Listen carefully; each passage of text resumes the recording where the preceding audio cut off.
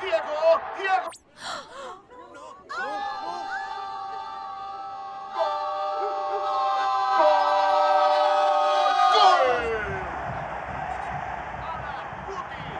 They're my neighbors. Come on in, guys. Bringing fans together. State Farm, official sponsor of Liga MX. Like a good neighbor, State Farm is there.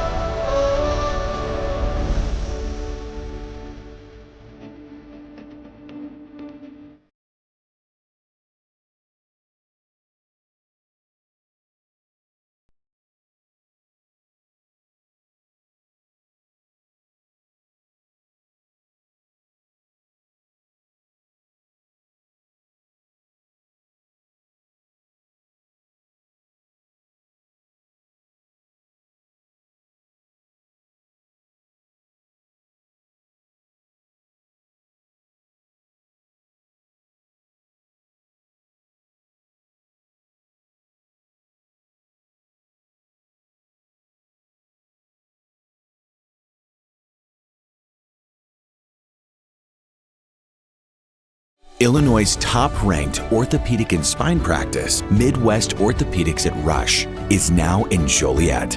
See a world-class specialist close to home. To be your best, see the best.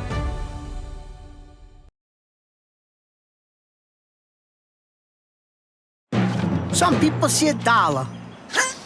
Others see potential. That's because every dollar you invest today, buddy, with a little bit of patience, could be worth $36 in the future. Imagine the potential of all your dollars. The financial wellness app Acorns makes it so easy to save and invest. So download Acorns and give your money a chance to make a whole bunch of little money babies. Acorns, grow your oak.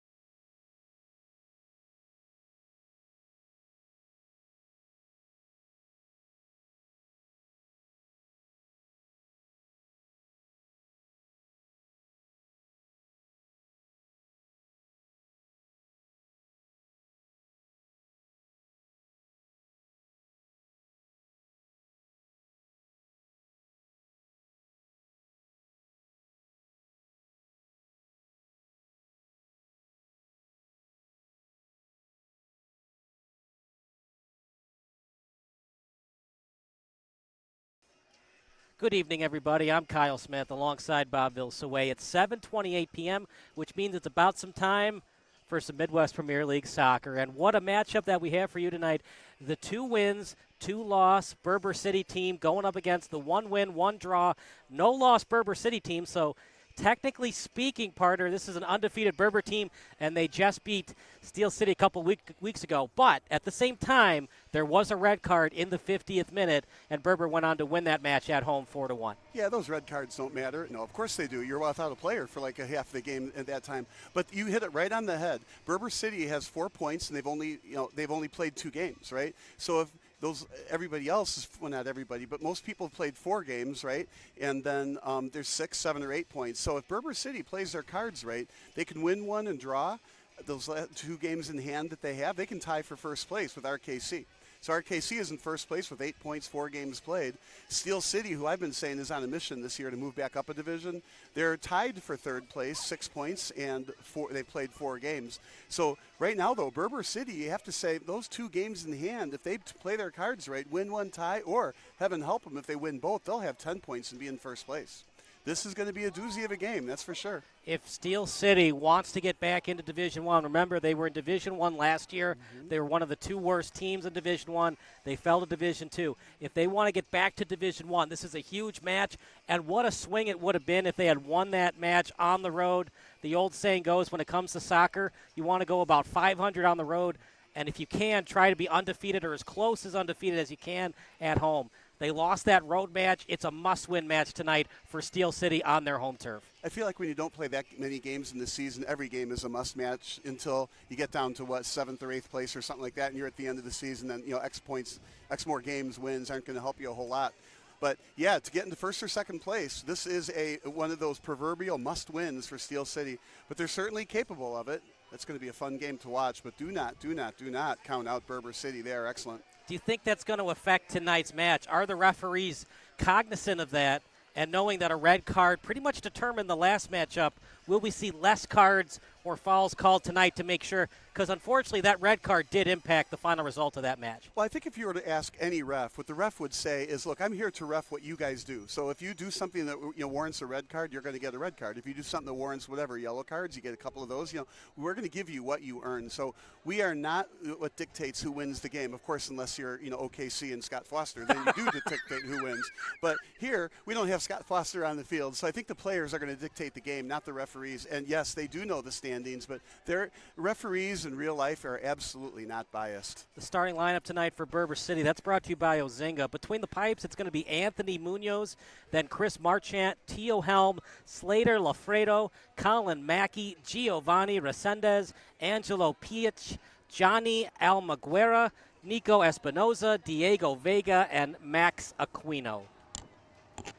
Starting lineup for Steel City, that's brought to you by Ozinga. Between the pipes, the starting goalkeeper is Ryan Koscheck, defender Trey Adams, Matthew Ribbons, the midfielder from Tinley Park, Christian Baumgartner, the train, he is our pick to click tonight. He had a hat trick in that 3-0 win over Edgewater Castle. He was the entire offense that night for Steel City, and they need him in a big way tonight. Yeah, I feel like, though, he was the bottom of the funnel where everybody funneled him the ball. The first assist came from Lasik in that game, and in that game, he just did a fantastic job putting the ball at the back of the net. The third one being the penalty shot. Another defender, Josh Cruz, starting tonight. At forward, A.J. Vora, Peter Basta, defender from Bolingbrook, Argan Mizabekov, defender from Chicago, Rodrigo Munoz, midfielder from Chebenez, Hans Hanicka, the forward from Lyle, and the Steel City's all-time scoring leader, Jake Lysick, at forward. Yeah, and of course the city, we all know them. Hinsdale, Schererville, Tinley Park, New Lenox, Bolingbrook, etc. You get down to Chebenez. I've never heard of that place. Where is that? It's down south near Manhattan, near Kankakee. So I'm going to go with a 2-1 victory for Steel City tonight. They avenged that loss a couple weeks ago against Berber City. Well, and this is hard for me because I very, very, very much want Steel City to win, right? And by the way, it's a perfect night for this. But I'm going to go with a 3-1 win in favor of Berber City. I think they are that good. They really, really need these 3 points to get to 1st or 2nd place. I think they're going to make it very, very tough.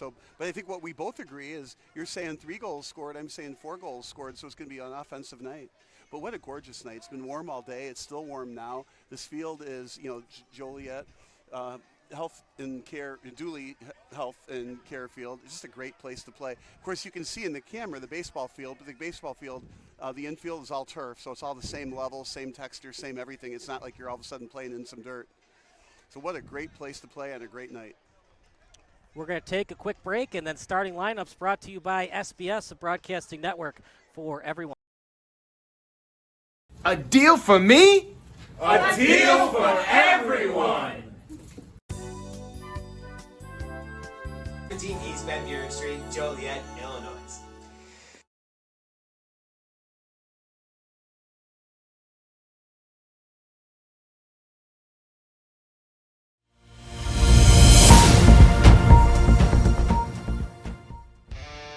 Do you expect experienced, professional, and personalized attention from your building supply partnerships? You should.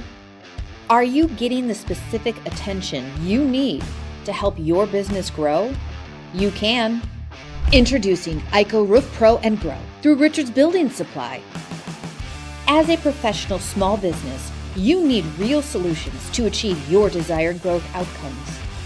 This requires more than sample boards, pricing, and on-time delivery, which sets the bar too low. You need more. To grow and win in this ultra-competitive environment, you need ultra-competitive solutions. With Richards Building Supply, get the personalized attention you deserve and need. Take advantage of incredible first-time user incentives. Gain discounted access to a host of our industry's most reputable marketing tools through a Roof Pro membership. And that's just the beginning. Don't believe us? Let us show you. ICO Roof Pro and Grow through Richards Building Supply.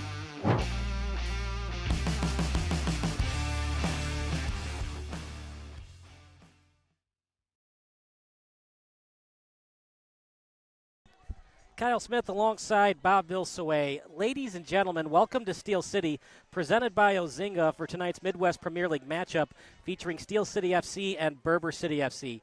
Tonight we welcome Bolingbrook Soccer Club and Valley View School. We also welcome Lincoln Way Central and Lincoln Way East, who took part in the Steel City High School Challenge. Let's give these players from these clubs a round of applause as they form our player tunnel. That'll be happening in a couple minutes from now. We also, sorry, go ahead, Bob. Go ahead. I love how they do that. They are so good, Steel City here, involving the community, local teams like that. They've got local high school teams who are forming the wall or the tunnel that the players come out in. And then during halftime, everybody in the stands can run down onto the field, shoot goals, pass the ball around. I mean, think about last time you went to whatever, a Cubs or a White Sox game or something like that. I mean, unless it was disco demolition night, you're not allowed on the field. My dad was at Disco Demolition Night. Did I ever tell you that story, Bob? I think you did. That's pretty amazing, right? I remember watching it live on TV, but I was not there. He was there. It was actually a doubleheader, and the White Sox lost the first game. And I forget if they were winning or losing the second game. Of course, Disco Demolition happened. I believe it was in the seventh inning, during the seventh inning stretch.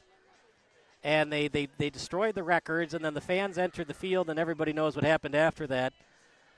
Regardless if the White Sox were winning or losing the second game of that doubleheader against the Tigers, they had to forfeit the second game because everything was on fire. On the grass, there was stuff happening in the dugout, and it was absolutely chaos. So regardless if the Sox were winning or losing that doubleheader, they had to forfeit the game, one of the few forfeits in Major League Baseball history. So nothing like that will happen tonight. They're not going to blow up any records. But I just love how the community is allowed to go on the field and play around and stuff like that. And Steel City does a great job of fostering that kind of environment here. As a result, one wonders how many true Steel City soccer fans are generated by allowing all these high schools to be here. I just think it's a great thing. So you said 4 total goals are going to be scored tonight, and I said 3 total goals are going to be scored tonight. Right. So you have the under, I have the over, but I've also got Berber City, which I feel bad about because I want Steel City, of course, to win. I want them to complete their mission and move back up to the first division. But Berber City is with a win and a tie in just 2 games is we know this. They're a good team. We've announced them before. They're in the same division right here. They probably also deserve to be up a division, my guess. They're on a mission. And those 2 games in hand allows them to take a look at the standings in front of them. And if I'm them with 2 games in hand and everybody else has played 4 and I've only played 2, and I'm thinking, I only got to get 4 points to tie for first. 6 points will give me a 2-point edge in first. I got to finish first or second. I think they're going to be on a mission tonight. But, of course, we'll see what happens.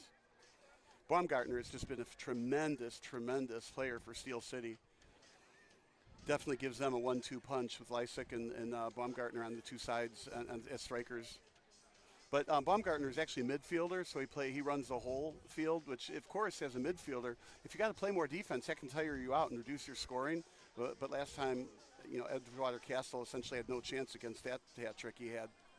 He actually plays defense for DePaul. He's a Division I soccer player, and we'll see if he can continue the offensive surge that he had in that Edgewater Castle game and the adjustments on defense that Berber City is going to make, seeing the game film from that 3-1 win for Steel City. Final thoughts, partner, before we go to our starting lineups and our public address announcer. Well, we'll say this. As a coach, I love it when players are versatile. They can play any position. So obviously Baumgartner is that. You go around in this pre-pro league, right, getting through a hat trick, and then he's playing defense for his D1 college team. That's the epitome of a versatile player, and that's what you want. So we will take a break, and starting lineups coming up next here on SBS.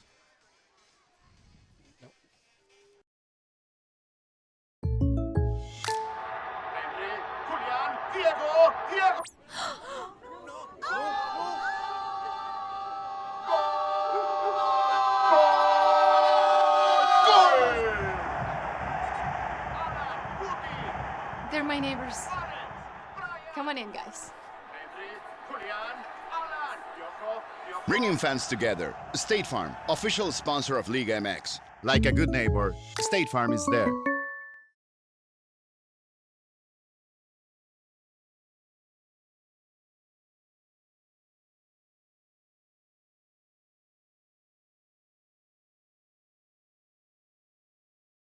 Captains today? I don't know. Then I guess you're not.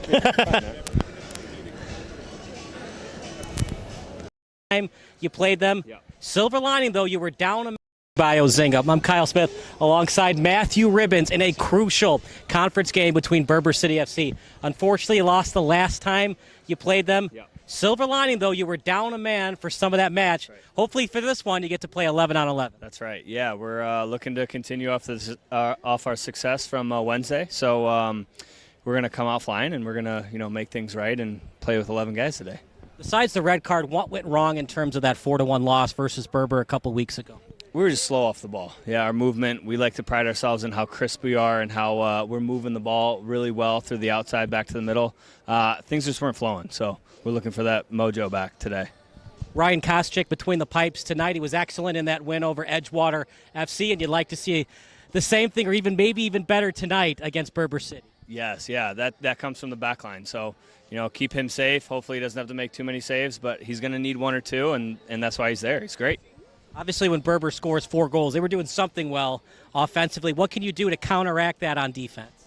Counteract it. So our 6s will sit back just a bit more and cover one of their 10s who likes to move around. So that's our goal. And then, if they get past the back line, one of the 6s have to drop into space. And that's the plan for today. You were on the road in that match against Berber City. What was their terrain like? How is it going to differ from tonight's home match on a baseball diamond?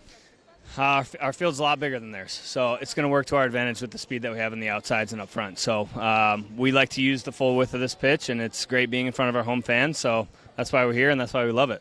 Final thoughts about the match tonight. Doesn't get much better than this. Berber against Steel City, one of the oldest rivals in the Midwest Premier League, and you're at home on a beautiful summer night. Yeah, it's beautiful. I mean, this is why we play the game, right? I mean, nights like this against teams that you compete with and guys that are ready to play will be ready to play, so we're ready for it. That's Matthew Ribbons. More soccer action coming up next here on Sports Broadcast Solutions.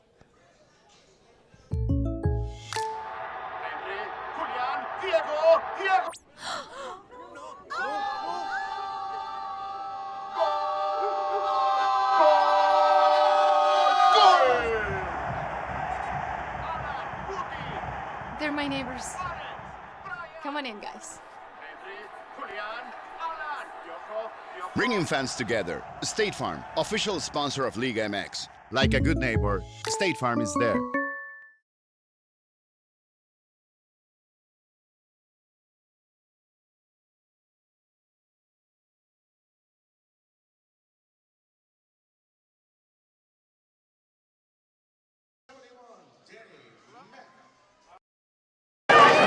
The forward from Naperville, 25, Michael Marciona. Number 17 from Rowley, Taras Yakubowski. And a defender from Pony number 8, Carlos Morales.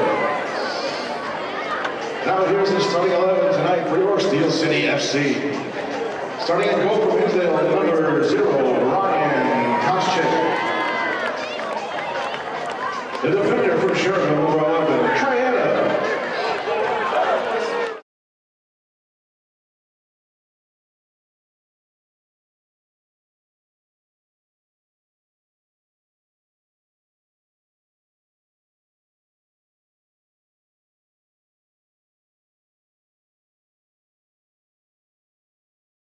AJ Borla.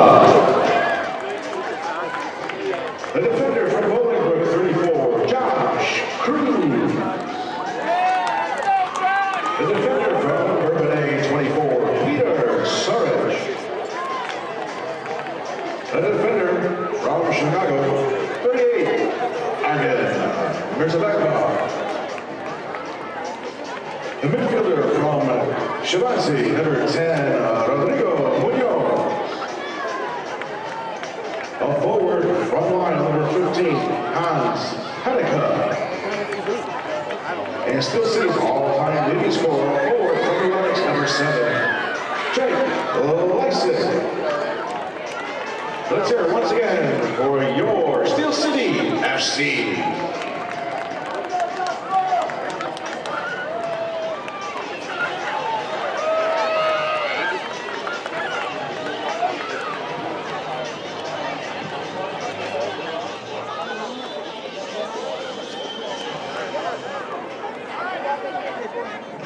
Also, fans, please welcome tonight's opponent, Berber City FC.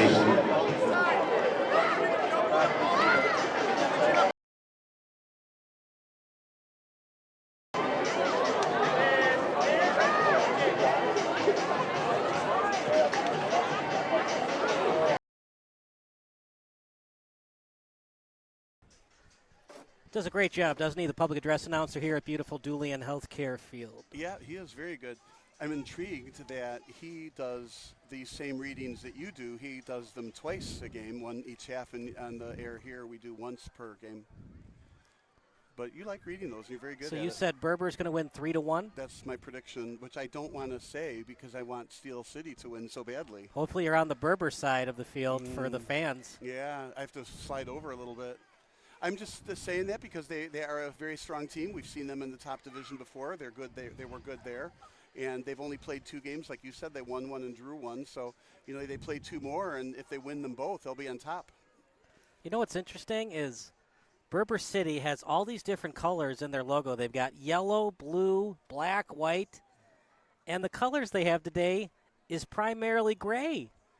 The one color that's not on their logo, and they have gray jerseys. You ever seen that for a sporting event? A team that has all these different colors on their logo, and then they pick a color that's not affiliated with their logo whatsoever? Well, I think a lot of teams do that. And, you know, just pick National Hockey League, right? All the home games are in white, right? And all the road games are in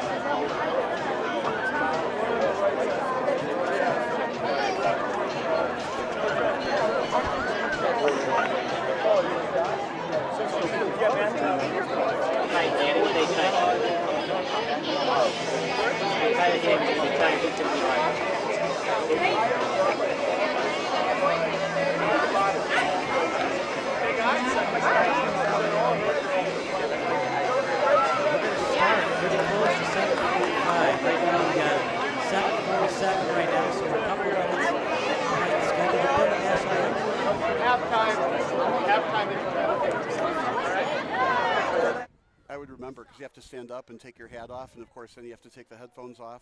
And anytime you take your hat off, the attendance drops by half every time they see your bald spot? Yeah, that only happens during the day games because it's shinier during the day than it is when you get the lights at night. Is that why we have night games now, so all the bald people aren't as ostracized as much? Well, I wore a hat today, because earlier it was pretty sunny out. And it's a White Sox hat tonight. They'll be good again. Someday. At least they're not the Rockies. Well, I'm not being thankful to the Rockies having a bad year. I do think the Sox will come out of their doldrum one of these years. They've been a strong team for many, many, many years. I just hope it doesn't happen somewhere else, like in Nashville or Las Vegas or something. It won't. We'll be at the 78 development by 2029. Yeah, that's what you're betting on. You're picking Berber, I'm picking Steel City regardless. Christian Baumgartner might be the best player on the pitch for both teams.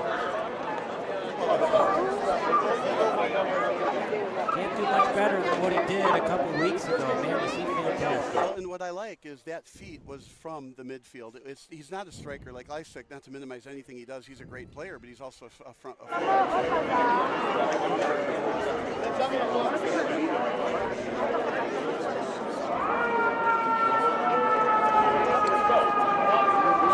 Player. And Baumgartner is in that same mold, you know, just a very, very good player. As, like you said, evidenced by him playing D1 defense, and then here he is in the pre-pro leagues playing offense or midfield. Midfield can go either way, right? Offense or defense. More likely offense and defense, and that's a lot of running. But tonight, it's a hot day, hot and humid. So there's going to be a lot of running and, frankly, a lot of tired players. But, you know, looking at the benches, at least Berber City has like 6 or 7 subs there. Looking over here, Steel City, you only see 3. And then I see a bunch of fans with Steel City jerseys on. So the refs, we got 2 tonight. Oh, sorry, 3. We got 3 tonight. Not 4, I can't count. My math skills are behind me. 4 refs. Well, you've always got the 4th ref right here that's, you know, handling the subs and, you know, clock, things like that. Got the referee in the middle and the 2 line judges.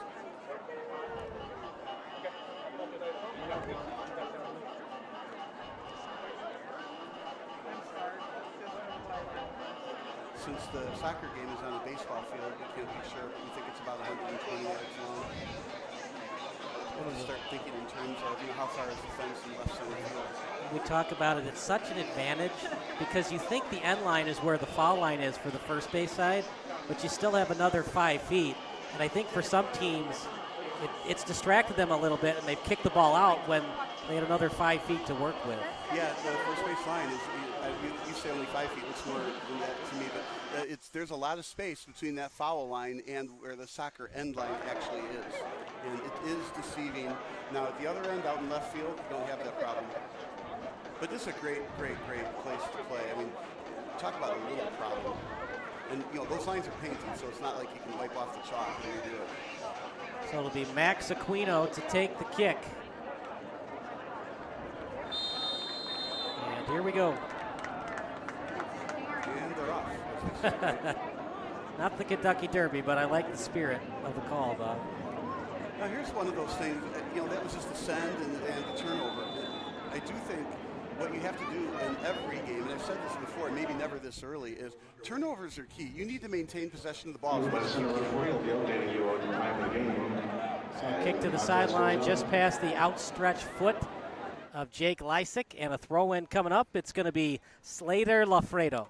So we've seen 2 possessions and 2 turnovers. Oh, nice kick away that time, as the intended target was Angelo Payach. And that play will put SGA on the line for 2. Another throw-in coming up. You know, partner, look at that kick by Baumgartner, almost on target as he was trying to feed it to his teammate that time in Hneka. Well, it was a well thought out play, actually. Had the ball been received or able to have been received, it would have been a one-on-one. So he kicked it the right direction forward, and if, you know, the player upfield could steer it, but he had a breakaway. I mean, that was actually a very deceivingly good forward pass. So here comes Steel City leading the charge is 34 and Josh Cruz. Now I like what Berber City is doing here. They're kind of pressing, right? So when Steel City gets the ball, they don't let them bring it up easily. They press and force a send, and that's oftentimes resulting in a turnover, like that one. So now it would be a goal kick. And he had to send it upfield because of the pressure that Berber City gave. Again, they only let him have that shot. Now, if that was in grass, it would have been a slower ball, and very likely would have connected. This turf is fast, but it's not wet. So I apologize. We're going to get the going to get it fixed for you in a second. There should be 2 or 3 minutes on the clock, so we're going to get that fixed for you right now.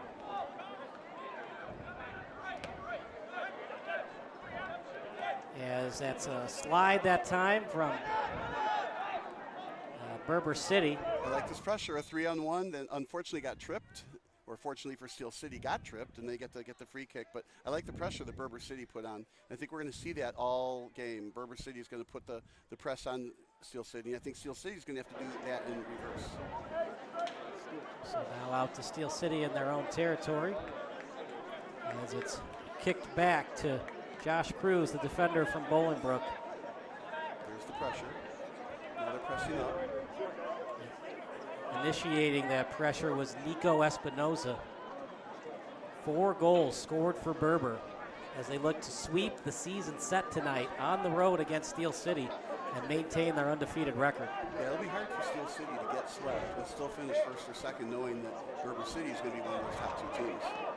Right, that's what Steel City, the goal obviously is to win Division II, but just finish as the top 2 teams. And partner, if you get back in Division I, it's not going to be a gradual process to be a contender again. AFC Roscoe, who finished in the top 2 for Division II last year, they're in 3rd place right now in Division I. They're competing for the Division I title just 1 year after they were in Division II the previous season. Right, but I think I agree with what you're saying. Even if you go to Division I, it's a process in there. You have to change out a couple of players who only want to be in League One, for example, in the top division. And oftentimes you move up in the first generation, following succession, you get right back down to the second division. So it's hard to stay, it's hard to win at any level. Steel City is giving away swag. Follow us or post a picture and tag us on Instagram, Facebook, or X, and we will select a winner in the 60th minute for Steel City swag. Are you an X or a Twitter guy, Bob? I am a Twitter guy. I love that Elon Musk took it over, but I don't think he should have renamed it. I love the idea of those little bird tweets. On my wife's phone, if she gets a tweet, it actually sounds like a little bird tweeting. It's awesome. But I do like whatever you call it. It's a very, very good social media platform. Still remember when it came out in the early 2010s, how innovative it was, the beautiful blue screen with the bird tweeting. As Jake Leisig, after a dangerous play from Berber, I don't think they knew how many midfielders were cheating up for Steel City, and they almost stole it for a 2-on-0 breakaway.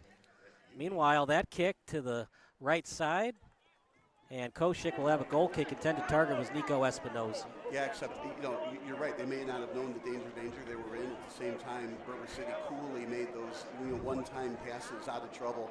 And if you're going to press and Berber City is going to be able to get out of trouble that easily, that's not a good sign for Steel City. Now, I like this end. Yeah, Baumgartner and Leisig definitely have that chemistry going. We saw it on that corner kick, the game-winning goal. That made it 1-0 against Edgewater. They ended up winning that match 3-0. As that slide tackle attempt unsuccessful, the kick from T.O. Helm. Yeah, this is a very nice turnaround for Berber. Right-footed kick, and Koshik trying his best. I think it went past the end line, though. The flag goes up, corner kick awarded for Berber City. So I feel like this is the first scoring opportunity, at least high-level scoring opportunity, and obviously the ball just went beyond the end. Koshik did everything he could to keep that ball from going out. So here we go, corner kick for Berber City. But I very much like the way Berber City turned that attack around. Line drive kick. Do you think that was on purpose or maybe a lack of communication from the corner kick initiator and his teammates? I think it was exactly the kick he wanted to do, just unfortunately there wasn't somebody there to redirect it in front of the goalie. So maybe if he had to do it again, do that very same kick again, a little bit further away from the goalkeeper. But that, I think, is exactly what he was trying to execute, and he just needed some interference that didn't happen. I'll give you some notes on Anthony Munoz in a second here. Meanwhile, the starting goalkeeper for Steel City, he's a transfer from Marquette. He's now at Mercer, so from one school that starts with them to the other, both Division I institutions. Koshik had that clean sheet. Didn't have to do much in that game, partner. The defense for Steel City was excellent, and they're playing pretty decently tonight. Not a lot of chances early on for Berber. I'm trying to figure out what Marquette joke I can insert after that. Well, if he wants to be a good goalkeeper, he better fly like an eagle. Oh, that's pretty good. And if he gets a lot of clean sheets, he'll be golden. I think you're ahead 2-0. Loose ball. Who touched it last? And Steel City did. It was last touched by Cruz. Throw-in coming up And you know, Partner, I've watched so many basketball games in the past. When I first started calling it on the throw-ins, I used to call it overhead passes, because in basketball, that's what you call it. Is it okay to call it an overhead pass, or is that one of those unwritten rules as a soccer broadcaster? It's always a throw-in, never an overhead pass. Yeah, I think it's a throw-in. Look at that crosser. Here's a chance. Tap pass shot, and wide. Hand goes up. Are they going to say it was last touched by Steel City? That looked wide to me. I didn't think it was deflected. We'll see what they say. Corner. What a break for Berber. Sure, but that you get to wonder if it wasn't tipped like that. I mean, he has a pretty nice wide open shot with nobody in between. Well, obviously there was somebody in between, but it appeared to be nobody in between the kicker and that corner of the net. So let's see if they push this kick a little bit further out, or I think a little higher on the far post. That's what we saw, higher and too high on the far post. So I'd say that a little over execution there. So 2 corner kicks thus far, slide tackle, and they play on. I thought it was a foul against Steel City. He's all over him right now. I thought the same. And it was a battle between Aquino and Mirza Bekov. And Mirza Bekov slightly won that battle. Header straight up, gained some meters on the pass. And here comes Steel City led by Munoz. And again, nicely turned around. And that's a big call. It doesn't seem like it for the average soccer fan, but Partner, if they called a foul there, it's kind of a pseudo corner kick. Oh, as that shot and a save by Koshik. And right now, Berber is taken to Steel City the last couple of minutes. Steel City is very lucky that one of those didn't go in. They had that first shot that just missed the post by a whole lot. They had that foul that we thought was a foul but wasn't called. And the ref is right there. We're not second guessing the ref. We're just from this angle. Looked like there was a foul. No call. There would have been a free kick. But to the casual observer or the professional observer, that would have been a really close-in free kick. Would have been an indirect kick, though. So do you think it was a foul on that corner, that battle between Aquino and Mirza Bekov? Well, the problem is that we're in the Bob Uecker seats, right? So it's hard to tell if the tackle got to the ball first or missed the ball and got the player. But the ball did not travel very far. It would be easy to assume he misses the ball from here. But again, the referees are right there. So it's a big no call because it would have been closer to the goal. It would have been a corner kick, but 5 meters closer. But they didn't call it, and meanwhile we play on. They actually do call a foul on Mirza Bekov, but it's in an insignificant area of the pitch. Remember, it's a football pitch or a soccer field. You can never call it a soccer pitch. This is a soccer field. Not a football pitch? No, and of course there's no cricket wickets, and that's why. It's a baseball diamond pitch? It's a baseball diamond. There are pitches. We're at 10 minutes. We did it.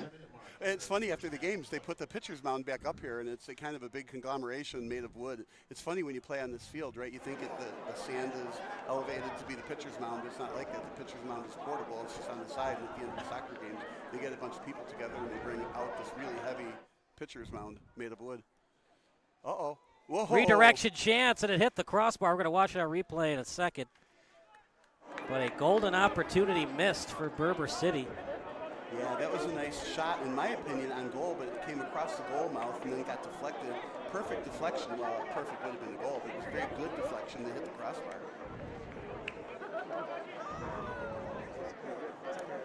Anyway, we get a kick now from the corner, so the defender made the deflection, not the offensive player making the kick that redirected it into the crossbar.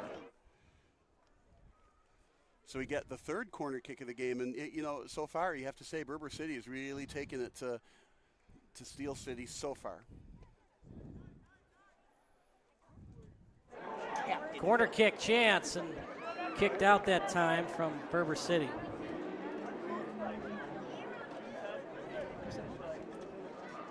So we're going to get another shot from the same corner.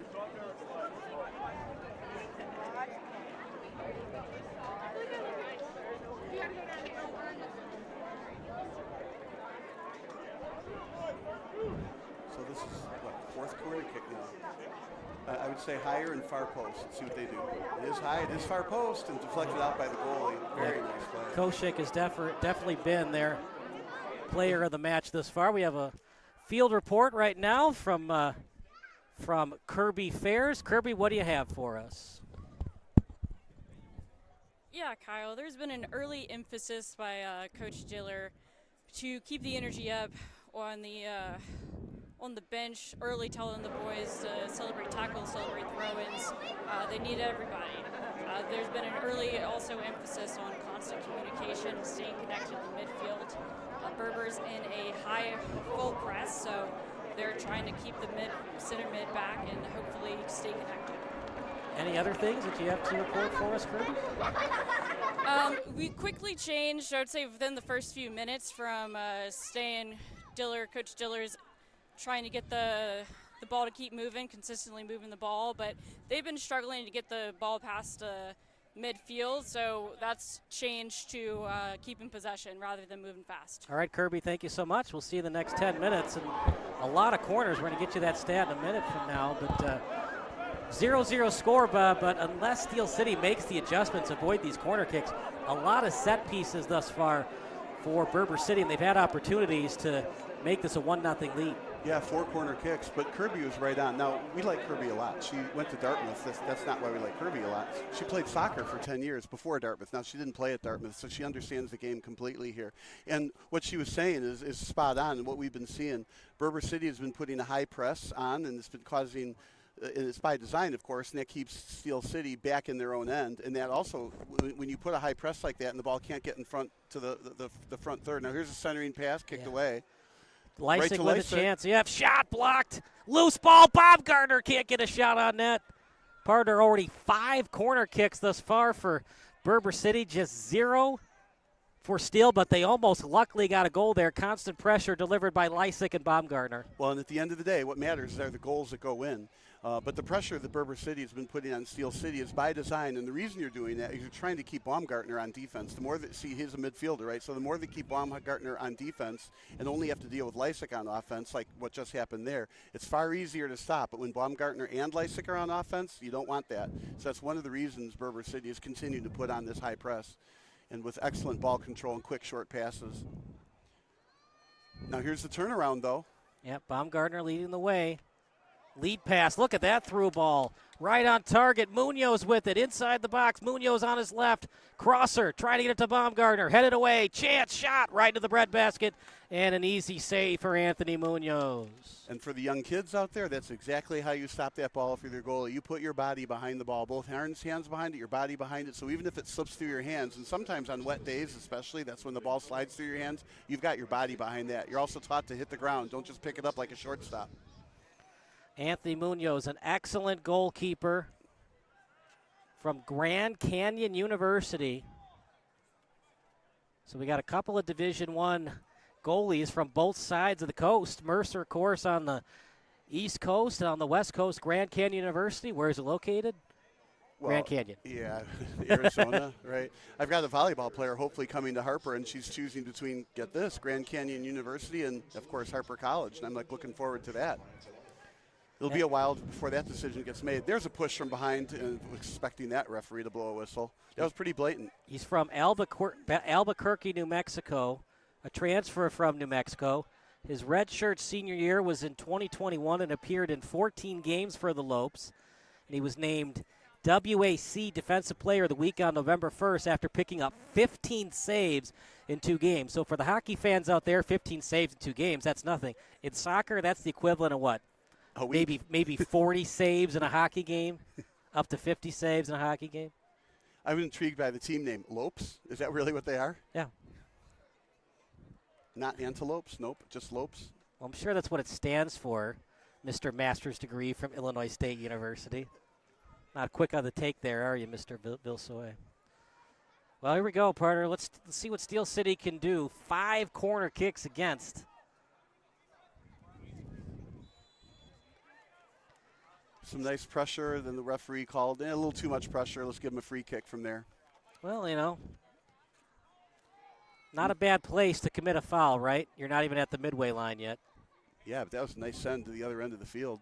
Taken back, but a lot of real estate given up. Now, this is where Steel City, I think, has to return the favor on the press. Right now, I feel like there's not enough pressure on the ball. It's too easy to make these passes, to move the ball upfield. See if it stays that way. Well, they got the steal. Listen to me. We appreciate ER Vids watching, and he's asking us about Slater Lafredo, he's a new back. He's a right back, new signing for Berber. There's some room to roam here. Yeah, that was an excellent move that time by Espinoza. To open on the right. And he's got some space in front of him. Espinoza, right-footed pass, right on target, near the box. And that crosser. A little too high. And luckily they maintained possession. Let's see how they reset here. Well, this is often when you see the ball get turned from one side to the other also. Oh, it went out. That was an excellent job that time from Argan Mirza Bekov. He was out of control, Bob, but he made sure to get back into positioning and make sure to not foul near the box. We've got a player down by the corner over there. I didn't expect to see that. I did not see the contact that caused him to go down. He's getting up slow. I just didn't see the contact. We're going to look at see if we can see what happened on the replay. Didn't look like a whole lot of contact from the replay, but the ball was appropriately tackled away from him and just went down afterwards. Maybe just got stepped on. So here it is. So it's near the end line. He got a little bit of the foot, but he was going after the ball, so clearly not a foul. Oh, yeah, there's no intention of a foul, right? But it looks like he probably stepped on him by the way he's right, going. But it doesn't look like a twisted he was ankle. going for the ball, and he looked like he got the ball first anyway, so no foul on the play. And it was a quick happening on the pitch, and we go back to soccer action. And, partner, the way this game is going, Steel City, I mean, they really want the 3 points because they've lost on 2 occasions this season, but you cannot afford to get swept. So, if anything, Steel City really needs a point, but they're hoping for the 3. Well, this is the kind of game that whoever gets that first goal is going to be totally in the driver's seat of the game. It looks to be a lot more low scoring than I think either one of us projected. Of course, the game, once a goal happens, then it usually opens up. But it's a well-played game from both teams. There's some numbers Stolen on away, the left. left-footed pass, one-timer, and right into the breadbasket. And Koshik holding on and preserving the 0-0 draw. Another steal back from Berber City. They're just relentless today. Both players falling down. It's going to be a throw-in regardless. Yeah, that was one of those no calls that both teams are thinking, that's a little bit more than a no call, but referee's in charge. No call, throw in from the side. Do you have ice in your veins? Steel City women do. Catch their next home match on June 22nd at 6 p.m. at Providence Catholic High School. Steel City would like to thank its presenting partner, Ozinga. Ozinga is a fourth-generation, family-owned American business in the construction materials industry. They make positive impacts on individuals, their families, and the community for generations by providing concrete, aggregates, and cement that help build a better future. This is a free kick in a very good spot. I was a little surprised they didn't set it up and make Steel City set a wall, but they put it in action really fast. Now continuing to maintain the ball in the forward third. Went out of bounds. They lost possession in the forward third. Well, we were wondering what Berber was going to look like, as it was probably not going to happen, a red card in the previous match. So we were going to see 11 on 11 tonight, and even at 11 on 11, Berber has won most of the battles tonight. Yeah, Berber's doing a terrific job. They are a good team. That's why it's a must-win for Steel City, because if they don't win, with Berber City having 2 wins over them, it's going to be hard for Steel City to finish first or second with Berber City ahead of them. Remember, the head-to-head tiebreaker is one of the tie breaks. That hit off the side of the net. Yeah, but it was closer to a goal than people realized. If that had been a little bit lower and a little bit more straightened out, that was in the corner, and the goalie had no chance So to get that. Lysick has the ball. Yeah, corner kick, so somehow it got deflected. Interesting. Yeah, I didn't see the deflection. I thought it was just yeah, a they're going to say that Munoz barely touched it with his fingertips. You watch it one more time. I think that's a bad call. It looked like Munoz didn't touch it. Well, they're there. We're not. So I don't know. We're too far away to make that judgment. But meanwhile, Steel City still has the ball. And it's one thing to get the break, Bob. It's also what do you do with the break? Well, we're going to find out. It's still going. Yeah, Lysick, one-timer, way too high. That's a shame. That was a perfectly centered ball. Sometimes people are like, okay, what's the reason the ball went over and kicked the field goal, right? Well, you got to keep your toe pointed down, and you have to be more on top of the ball. So the ball was in front. I'm trying to get his number. Yeah, there we go, 18. Anyway, the ball went. He just needed to be on top of the ball. 19. 19. That's Baumgartner?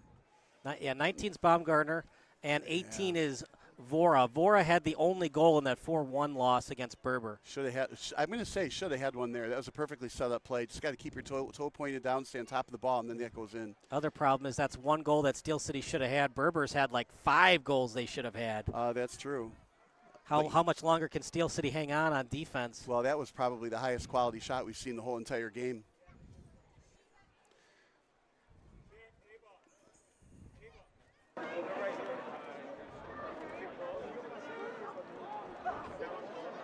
As that header going nowhere fast, it'll be a throw-in coming up from Steel City. When little kids play soccer, it's so fun to watch. You know, they throw it in, and somebody kicks it out, then they move up 10 yards. They throw it, downfield, they kicked out of bounds, another 10 yards. A lot of good passes, unfortunately stolen away by Berber. That's the one thing about soccer, partner. Sometimes you can be a little bit too key with the passes, and then the other team steals, and all that energy it took on those passes goes for naught.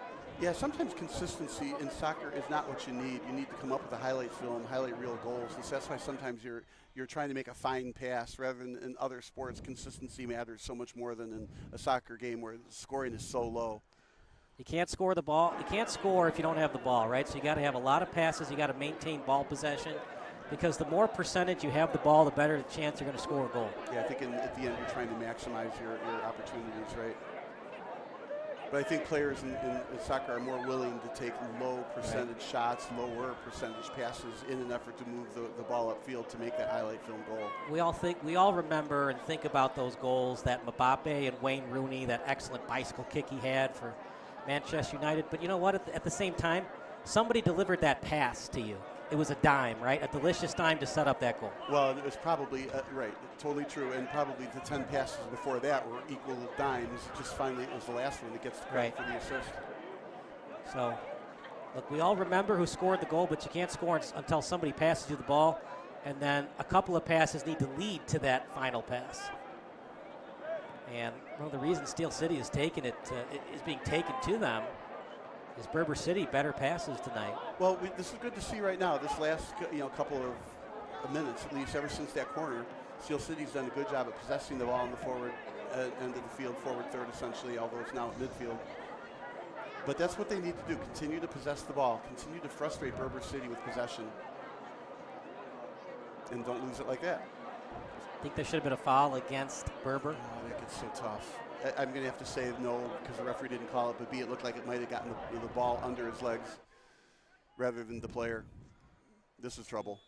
Okay, called. Are they going to call a foul? Yeah, it looks like it. Wouldn't be offside. Not a ticky-tack foul, but Steel City will take it. Even if he had stolen it, Berber didn't have numbers with their forwards, so they were behind schedule. We have another report coming up from our field reporter in Kirby Fairs. Kirby, what do you got for us? It's a 0-0 game, but a lot of corner kicks thus far for Berber City. Well, finally, Steel FC got a corner kick down there. Finally moved it past the mid-half line. They're eager to have AJ Vora to press a little bit higher and attack the Berber City's left side. They, at the early parts, have been playing really down the right, but they're interested to see what can go down there if they move it straight from the middle off to the left quickly. So AJ Vora had that goal, the lone goal in that loss over Berber City. Are they going to try to feed him a little bit more since he's had success against Berber in the past? It is definitely an emphasis at the moment to get it out wide. Currently he's playing right forward. It depends, I think,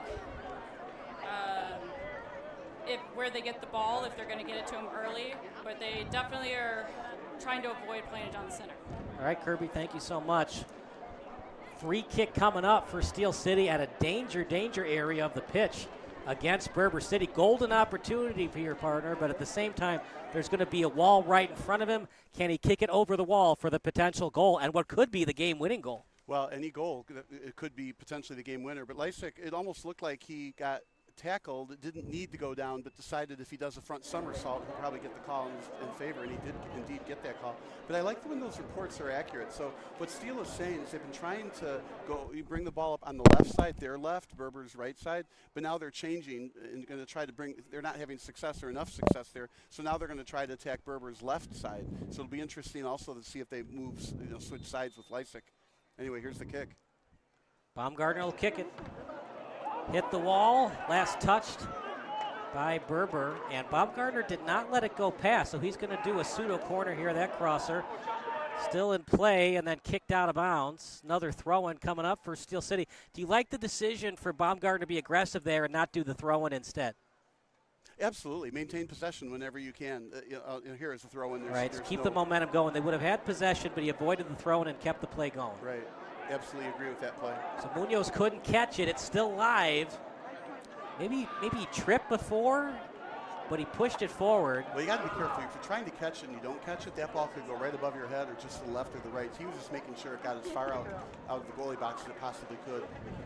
I mean, that soccer ball is hard and it comes at you fast. So, if you can grab it cleanly, do that, right? But if he didn't feel like he had a clean catch to make, that's why you see a lot of goalies catch it in their breadbasket, not with their hands. You're taught in football, real football, to catch the ball with your hands. Don't catch it in your breadbasket. Soccer goalies, if they can get it in their breadbasket, now they got backup. That was a hard hit ball. That crosser. This might be a corner if it goes out. Off the body of a Berber City player. So Lysick now, like we said, was attacking on the right side. So just like Kirby said, looks like Steel City is trying to attack from their right, Berber's left. It's fun to hear the strategy changes. Up in the air, good hang time. Header, Hanika's pass. And that shot wide goes out of bounds. Both teams going after it, but they're going to say it was last touch by Berber.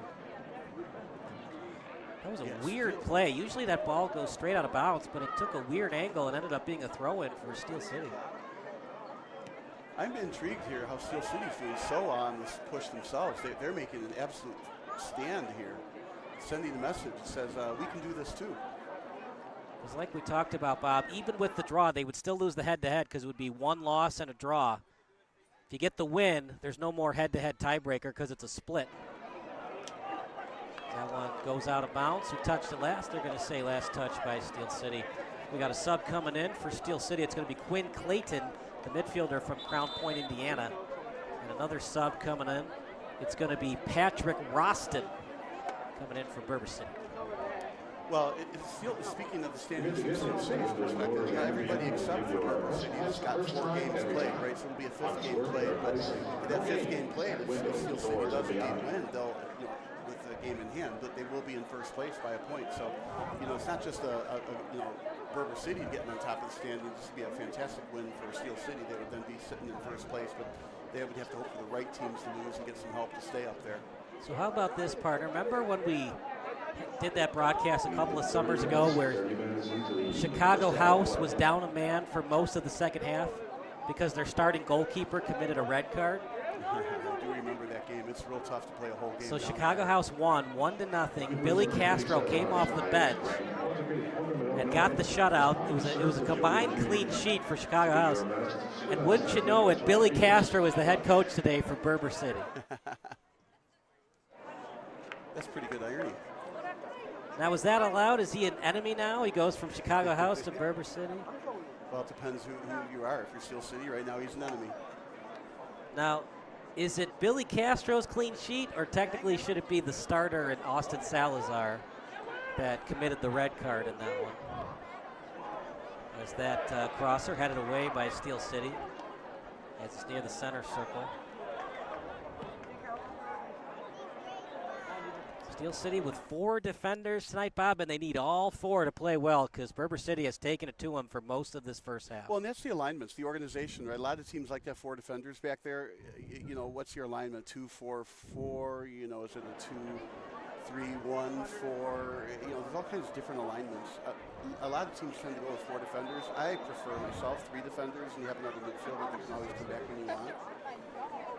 Usually you have 2 strikers, but sometimes we'll play like a 1-3, 2-4,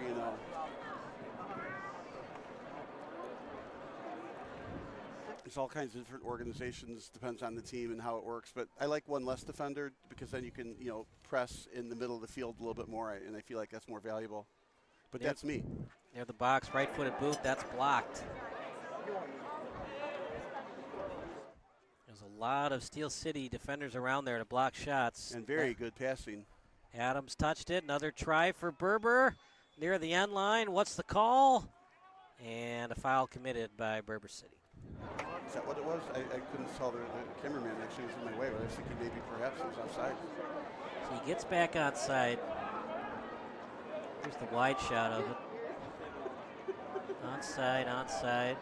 It's pretty cool to have these multi-cam looks. Yeah, I think it's interesting. He's onside for sure. It's interesting with these multi-looks, though. And here goes the players Lysick. tend to like the wide angle because they like to see the play develop. I know myself, I kind of like to see a little closer version of it, but then you don't have the opportunity to be like, no, he should have passed it that way. He was open instead of this way. You can't please everybody, right? Right, but it is excellent camera work, and both cameras are doing well. There was a fall. Yeah, I can stop picking on LeBron for flopping now. I have a new flopper. Here we go, another free kick. And a very good spot. You want to hit that far post. You looking for a line drive kick or up above somebody's head, far post, so that your player can either kick it in high or off his head and redirect. Good hang time. Off the post, loose ball. How about that? The goalkeeper missed it, goes off the post, but Steel City could not get the rebound goal. I feel like that couldn't have been a better kick. I mean, obviously, if it had gone 1 foot to the left, it would have been a goal from there. What a great attempt. Yeah, he was going for the goal the whole way, but it also going for, far post deflection. That was a perfectly kicked ball. Like it perfectly would have been gone in, right? June 21st. This is steal. This is a legit steal. Lysick pass read well by Berber and cleared. I think if I were Lysick, I would like to have seen him hold on to the ball just a little bit longer because the defender was on the ground. It was a 2-on-1. But usually Lysick's decisions are spot on, so you don't want to question him. Terrific player, but still 0-0. He had some open space, so what he could have done is he could have kicked the ball forward a little bit. Are they going to call a handball? What's what happened, he's taking the ball to out of bounds to throw it in. Somebody else hit it out of his hand. The referee's having a little conversation, don't do that. So it was well handled by the ref. What I don't like about that is it slows the game up. And it allowed Berber to sub when what Steel City was trying to do was do a quick throw-in to not allow Berber to sub. Right. The referee, in my opinion, at least handled it well. A couple warnings like that early on was far better than beginning to throw yellow cards around. We're really close to halftime anyways, so is the sub going to matter that much? Well, I mean, a clean, fresh legs is fresh legs. And I think what we're looking at, though, is you have to revise predictions into, it's going to be an under game, right? And maybe a 1-goal game, and that's it, 1-0 in favor of somebody. It's not out of the question to be a 0-0 draw. What have you seen from Munoz? That's the second time he's been a little iffy. Remember, he didn't catch the ball earlier. And then a minute ago, the ball just went past his arms and went off the post, and Steel City almost got a garbage goal. This might be Koshik off his hands. Koshik got a bad read on it, able to handle it. Both goalkeepers a little shaky the last couple of minutes. Yeah, it's just too easy to second guess what the goalies do. I mean, that ball's coming at you pretty fast, right? You have to make a quick decision, and if he dives the wrong way, he can hit his head into the post and stuff like that. And, he covered what he needed to cover, the empty part of the net. So I don't know, the questioning him there is such I don't know, I think he did a good job to keep the ball out of the net. That kick, 1 foot over. Koshik giving his coaching staff some gray hairs there, but he was able to handle it. Right, and of course we had the weird angles. The ball bounced off him and up, and of course from this angle it looked like it was up and toward the goal. He better get up and get it, but it turned out it was going off at a side angle, so there wasn't a whole lot of danger of the ball going in after the deflection or after the save, but he had to make sure he got to the ball before Berber City did. This is such a big match for Steel City because remember, partner, goal differential is one of the tiebreakers. They're hurting in that department because they lost 5-0 to RKC Third Coast to start the season, plus a 4-1 defeat. It's not just that they lost to Berber, they lost by 3 goals. Yeah, they're down a goal in the goal differential, and then Berber's up 3 in the goal differential. So if they end up tied, right now Berber has a significant advantage. This is a huge dent in Steel City attempt to get first or second place if they don't win this game. It's a big game for both teams. I mean, preferably you'd like to win 3-0 like you did against Edgewater, but at this point you'll just take the win. Oh, sure. Any way you can get it. Yeah, 1-0 would be enough. And I think, later on, somewhere along the way has to be the question, okay, if you do get the lead 1-0, what do? You continue playing the same way, or you go into some kind of a defensive shell? And I think the answer to that, this game, would be you get that goal, and then you make sure nobody scores that second goal. Bring your offense back, bring your midfielders back. Maybe ball control isn't as important as just making sure a good shot can't happen. But in the meantime, you got to get that first goal, because even if you draw 0-0, both teams will only get 1 point in the standings. They still need to stay offensive to try to get 3 points, not 1 point. A lot of aggression on the sideline. Yeah, on those throw-ins, just to take a little bit of time. Lysick trying to get past the midfielder. I mean, there's nothing dirty, just kind of in the way. And our last report for the first half, as we got Kirby Fairs here. Kirby, nothing. Steel City has definitely made the adjustments, have scored almost a couple of times on some free kicks. As that lead pass shot, it's in the net. Goal awarded for Berber, but was he offside? Offside. Oh my gosh, so Kirby, you come in for a field report and almost the deadlock was no more, but offside against Berber City. Anyways, you were going to say. Yeah, that offsides is no surprise here. Coach for Steel City has been definitely pressing to the boys out there to pick up, push up their back line as soon as they get the ball out. So that coaching tip saved them on that one. Any other things you have to say to us, Kirby? It's late in the first half. We're now in the 40th minute. Yeah, I'll follow up on that early injury to Max Aquino of Berber. He came out with probably about 15 minutes left in the half. Subbed out. He was a big part of their attack in the attacking third, and he has gone to visit the trainer with a potential ankle. All right, so it's definitely an ankle injury, not cramping. Yes. All right, Kirby, thank you so much. We'll see you in the second half. Bob, it's one of those games. Do not turn your back or your head for a second, as almost a goal for Berber, but they were offside. Looked like the right call. Looked like he was a half step offside, and a huge break for Steel City, because that could have been the game winner. Well, and that's why they have that instant replay system too. To me, it did not look like offsides when they happened real time, so it was a good call by the line judge. But if I'm the attacking team on that, I'd be absolutely looking at the replay system on that. You're right. He was like a half a step ahead, but was he really offside at the time of the pass when it was made? But you're right about turning your head. I turned my head for one moment to pass on the headset to Kirby, right? And all of a sudden, next thing you know, the ball's going into the net. So very, very, very fortunate no goal for Steel City.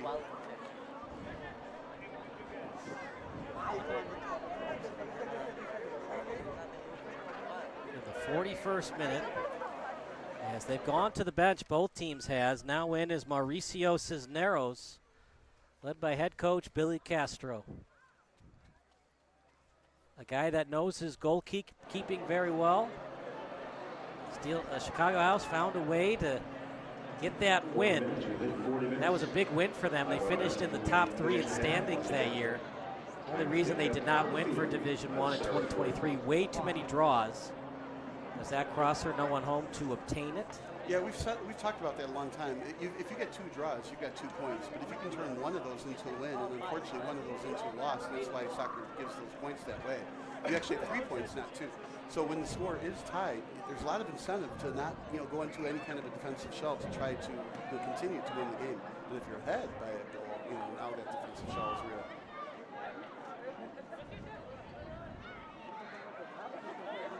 And now it's Munoz. Lysick, he's onside.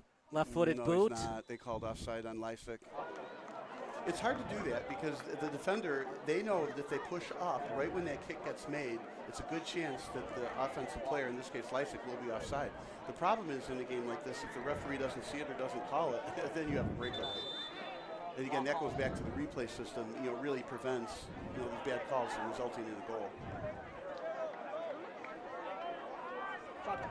Remember, this is only the 3rd match this season thus far for Berber.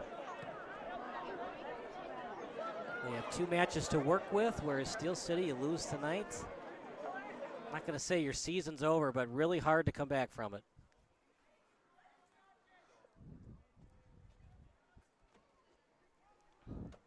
And although they did win their last match 4-0, that's a team that's in dead last in Division II in the Chicago Dutch Lions, minus 22 goal differential.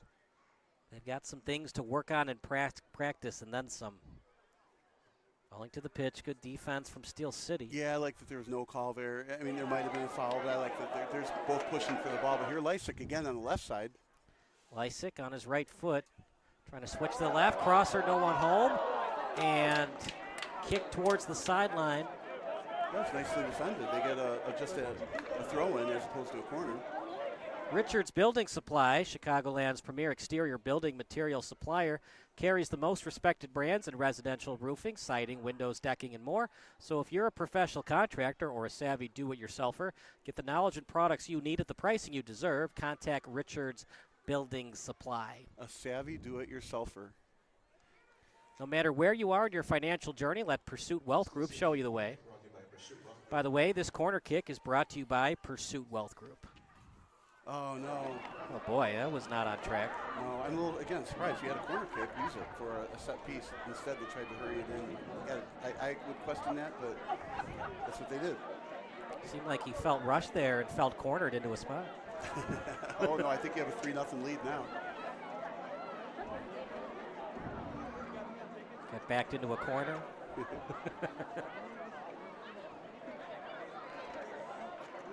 Who do you think's done better on the set pieces tonight, Berber or Steel City?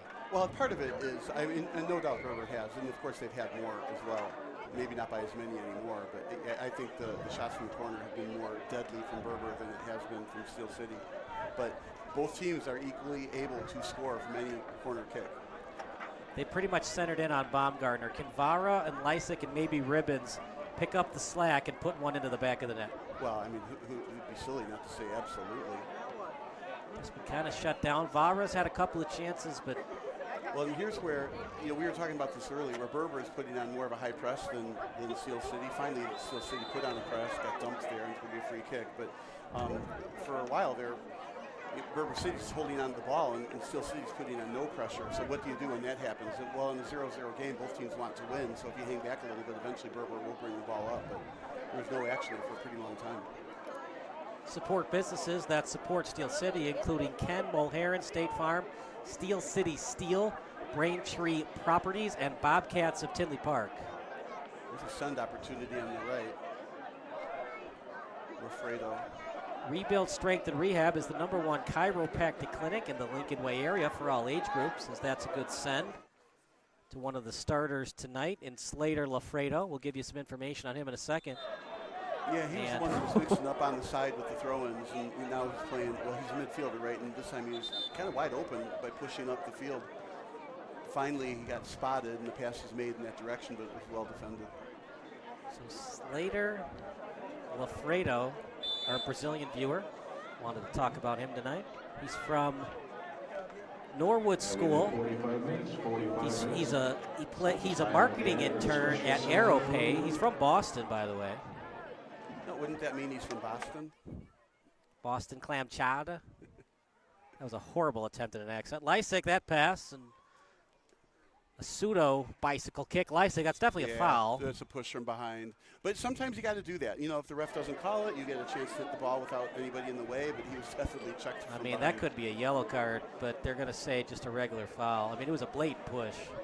That was an Angel Reese rebound. She pushes the other person away and then grabs the rebound. Look, the refs know what happened the last time these two teams played. Was it a red card? I'll let the people that are watching determine. Everybody's seen the replay by now. It determined the game. It wasn't the only determining factor, but the refs know what happened, and they're on notice. I don't think a red card will be called tonight, but we might see a yellow card in the second half. And they call it in the 47th minute, just before we get to 47-0-0 on the clock. Nothing score. Steel City played good. Berber City played great. But the good news for Steel City, the tie helps for them to possibly go into Division I next season. Oh, man, I'm not on that page. I think you need the win, not just the tie. But now the question becomes the adjustments that need to be made. Okay, so Berber City was pressing the whole game early on and had more possession. As the game wore on, Steel City ended up with a lot more possession, and one wonders, did Berber City get a little bit tired on this warm field? So we're going to see what happens after the break and what adjustments are going to be made. The temptation is for both teams to say, let's not make any adjustments. We're in the game 0-0. Let's just let the offense and the defense flow the way that we practice it. And, obviously if everything works the way we practice it, eventually we'll get that first goal. And I think both teams are going to go that route. I don't think either team is going to make any major adjustments starting in the second half. That's what I'm projecting. But I think what we can say is our predictions of 3 or 4 goals probably not going to happen. I think we're probably looking at a 1-goal, 2-goal game max. All right, we're going to take a break and give you some halftime stats. You're watching Berber City against Steel City here on SBS.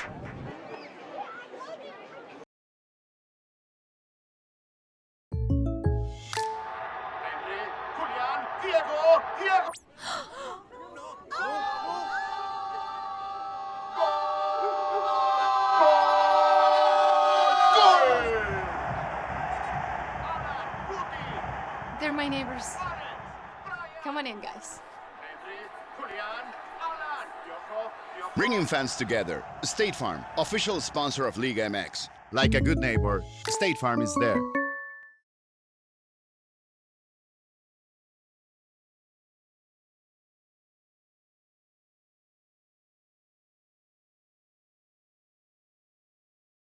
A deal for me?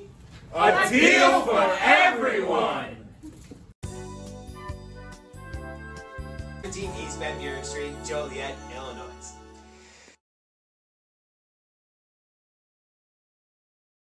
Illinois' top-ranked orthopedic and spine practice, Midwest Orthopedics at Rush, is now in Joliet. See a world-class specialist close to home. To be your best, see the best.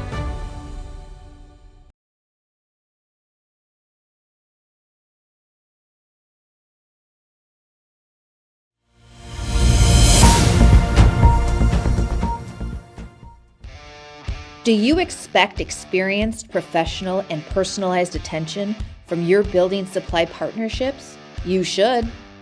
Are you getting the specific attention you need to help your business grow? You can. Introducing ICO Roof Pro and Grow through Richards Building Supply. As a professional small business, you need real solutions to achieve your desired growth outcomes. This requires more than sample boards, pricing, and on-time delivery, which sets the bar too low. You need more. To grow and win in this ultra-competitive environment, you need ultra-competitive solutions. With Richards Building Supply, get the personalized attention you deserve and need. Take advantage of incredible first-time user incentives. Gain discounted access to a host of our industry's most reputable marketing tools through a Roof Pro membership. And that's just the beginning. Don't believe us? Let us show you. ICO Roof Pro and Grow through Richards Building Supply.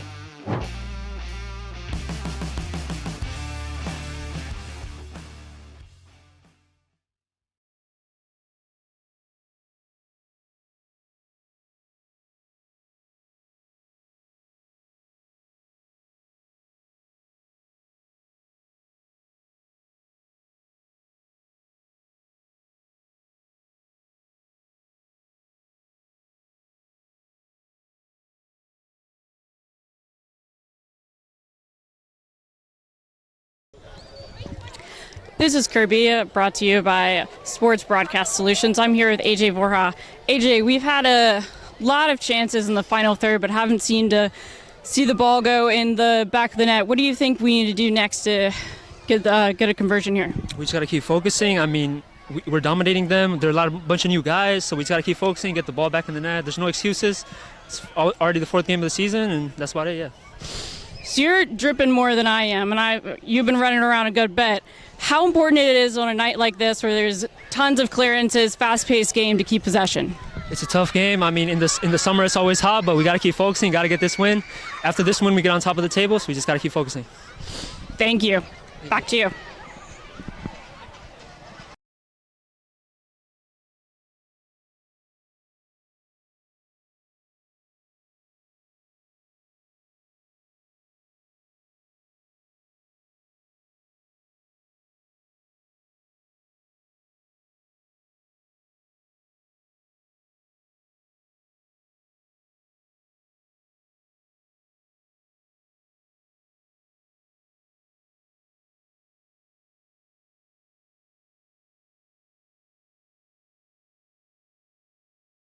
A deal for me? A deal for everyone. 17 East Van Buren Street, Joliet, Illinois.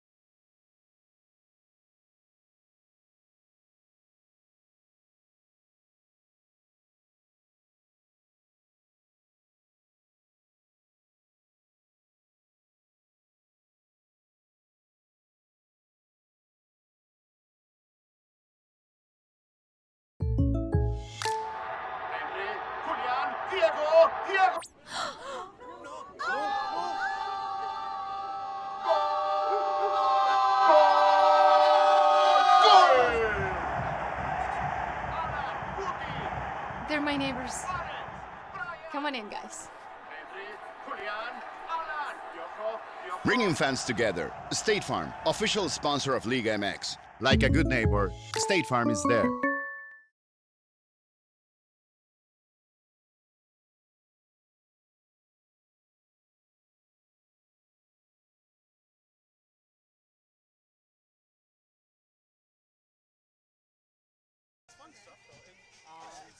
Steel City's making a little bit of a comeback. They were outplayed 5-0. A corner kicked early on. Now it's 6-3. So, 3 to 4 more reports. There's no penalty kicks tonight. So we'll have a draw at the end. They're going to try their best to not have a draw tonight. So it'll probably go into the 50th or maybe even the 55th minute of the second half to do it. Do you have any questions for me? All right, thanks. I already gave you the card, right? All right. Yeah, that's okay. Good. That's where you're filming. That's where I wanted it. Yeah. All right, cool, man. Thanks. Have fun. Are you good? Do you need him to call? I'm all good. All right. I don't know why the fuck she left. But.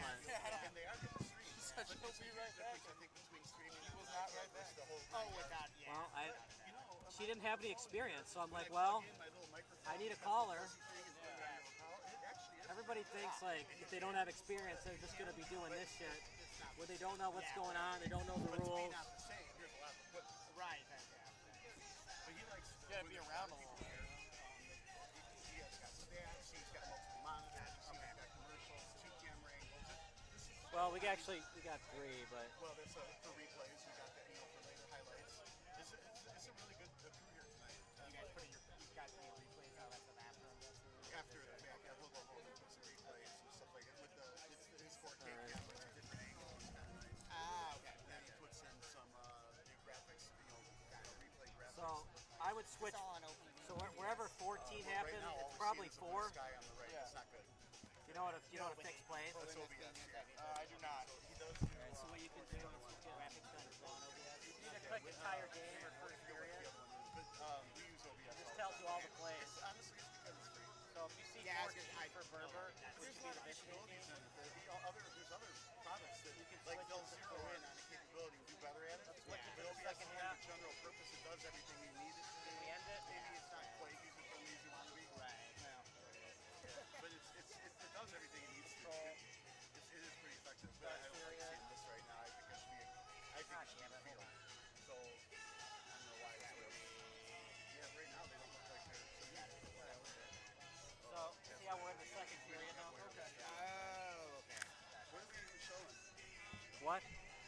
What do you want? Oh. I don't know. I liked it. I don't know what that is. Just a color mat.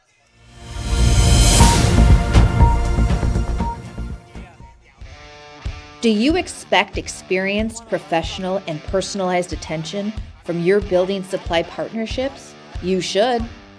Are you getting the specific attention you need to help your business grow? You can. Introducing ICO Roof Pro and Grow through Richards Building Supply. As a professional small business, you need real solutions to achieve your desired growth outcomes. This requires more than sample boards, pricing, and on-time delivery, which sets the bar too low. You need more. To grow and win in this ultra-competitive environment, you need ultra-competitive solutions. With Richards Building Supply, get the personalized attention you deserve and need. Take advantage of incredible first-time user incentives. Gain discounted access to a host of our industry's most reputable marketing tools through a Roof Pro membership. And that's just the beginning. Don't believe us? Let us show you. ICO Roof Pro and Grow through Richards Building Supply.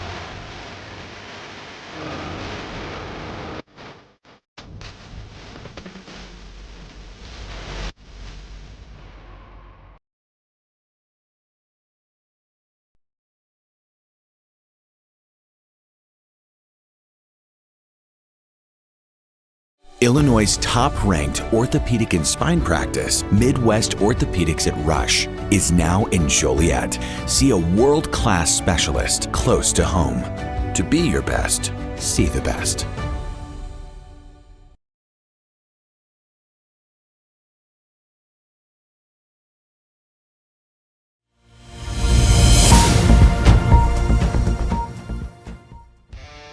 Do you expect experienced, professional, and personalized attention from your building supply partnerships? You should. Are you getting the specific attention you need to help your business grow? You can. Introducing ICO Roof Pro and Grow through Richards Building Supply. As a professional small business, you need real solutions to achieve your desired growth outcomes. This requires more than sample boards, pricing, and on-time delivery, which sets the bar too low. You need more. To grow and win in this ultra-competitive environment, you need ultra-competitive solutions. With Richards Building Supply, get the personalized attention you deserve and need. Take advantage of incredible first-time user incentives. Gain discounted access to a host of our industry's most reputable marketing tools through a Roof Pro membership. And that's just the beginning. Don't believe us? Let us show you. ICO Roof Pro and Grow through Richards Building Supply.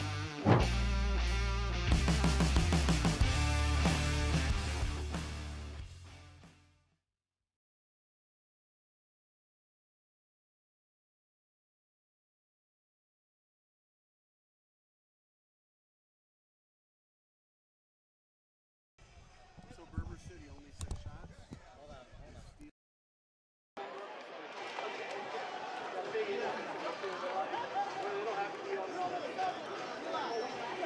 Good evening, everybody. Kyle Smith alongside Bob Vilsaway. It is an excellent soccer match tonight. 8 shots to just 6 for Steel City, but a nice comeback late in that first half, Bob. At one point, Steel City was out-cornered, 5 corner kicks to no set pieces for Steel City, but after that, a decent number of free kicks, 3 corner kicks total for Steel City. After that 5-0 cushion in terms of corner kicks for Berber City, just 1 corner kick after that. So the adjustments that Steel City made were excellent, but they can't get the ball into the back of net, and if they want to remain very much alive for advancing to Division 1, they could really use a 1-0 final score tonight. Well, we talked about that right before the half on what adjustments need to be made. During the first half, Steel City did a good job. They turned around the ball possession. There was a lot more in Berber City's favor. And then the second half of the first, half, right? Steel City had a lot more ball possession. After that first quarter they just continued to somehow keep the ball in that, offensive attacking third and did a good job with ball control. Now, we talked about it again, though, with the adjustments that both teams make at half. Since it is a 0-0 game and both teams do feel like their offense and defense is, the right offense and defense out there, I don't think you're going to see in a 0-0 game too many adjustments, but we'll see. Berber City might be due for something different since Steel City adjusted during the first half, and Berber hasn't answered that yet. So here we go. Such an edge right now for Steel City. The end of the half on a positive mark, and they get the ball back to start the second half. Can they maintain ball possession? That'll be key. 2 shots for Lysick, 2 for Munoz. Both of those were on goal. And here we go.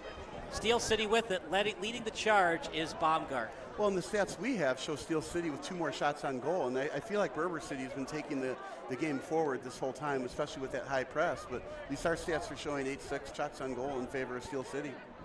Steel City 8 shots, 6 for Berber, 3 on goal for Berber, 2 on goal for Steel City.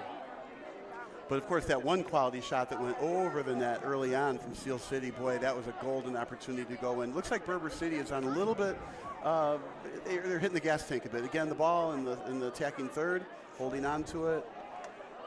So, I don't know if there were adjustments necessarily, but they certainly started out with the ball right now. This is a very deep Berber team. They've gone to the bench. Roston, Moore, and another player, each with a shot. And Roston and another player, both with a shot on goal. So they've gone to the bench, and all 3 of their subs have a shot. And 2 of those subs have a shot on goal. Especially in soccer like this, I always view it as, is it a quality shot or is it a lame shot on goal? So that quality shot on goal is so important. Very similar to hockey in that respect. Just shooting the ball into the goalie's breadbasket, doesn't get you anything. But if you have a quality shot into the corners, you have a chance of going in or getting tipped. That's how you win games. And see, again, this high press has forced Steel City to push the ball back down low, very low to the defenders. This is a very effective high press from Berber City. Of course, the whole thing is designed, among other things, to keep Baumgart a long way away from the net. Here we go. Yeah, there goes. The ball gets swiped back. This could be danger here. Berber City in the box. Shot partially blocked. Koshik able to read it well. As leading the charge for Berber was Nico Espinoza.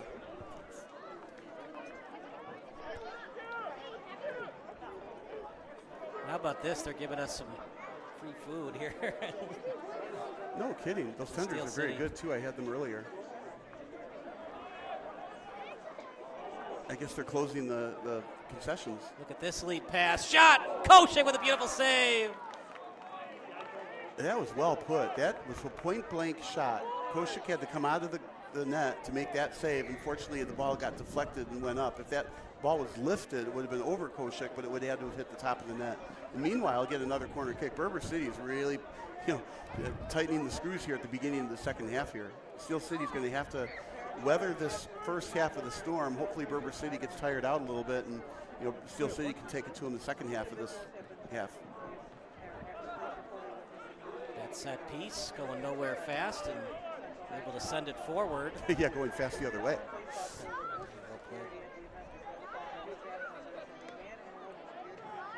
See what adjustments that Steel City made out of halftime. Well, I don't think I would have made any because they were the ones that I felt like were winning the last half of the first half, so don't make them. But now Berber City had a chance to adjust to that, and so Berber City might be a little bit ahead at the moment on the adjustment race. And this game is such a game of adjustments. It's just easier to make them at halftime because you can address the whole team pretty easily. So we talked about Slater Lafredo, the new right back for Berber City. Yeah, number 13, he's been very active along the line, upsetting some of the throw-ins. Definitely open on some of the long sends. Colin Mackey had it, lead pass, and trying to feed it to Vega. But goes out of bounds, and Kozchik, Division I goalie from Marquette to Mercer, earning his paycheck tonight. And they need him in a big way, and they'll take the 0-0 draw, but they could really use a victory. The draw is better for Berber than it is for Steel. Remember, Berber still has 2 more matches remaining in the season. Yeah, right. As long as Berber City doesn't get a loss, even a one-pointer, when they're only 4 points from first place, and with 2 games in hand, they can win that other game and be tied for first at this point in the season. And technically speaking, they would have had that tiebreaker because they'd be undefeated finishing the season against Steel City. Well, provided Steel City's even involved in that tie. I mean, if Steel City has a loss in the draw to Berber City, that's not going to bode well. Good news is, even though they lost 5-0 to RKC, that was on the road. They'll have to play RKC back here at home on July 13th. Well, wasn't that the first game of the year, if I remember? Still, yeah. You lose 5-0 in soccer. That's like losing 10-0 in a baseball game. You remember that? Yes, still, but it's early on, and obviously they've made significant corrections and changes from that point in time. And so, but nonetheless, RK is in first place. You with think 8 about points. the year the Bears won the Super Bowl, the last game they played in the '84 season. Wasn't the final score 26-0? Was that the Miami game? No, the last game of the '84 season when they lost in the NFC Championship game to the 49ers, and the 49ers had a linebacker at running back.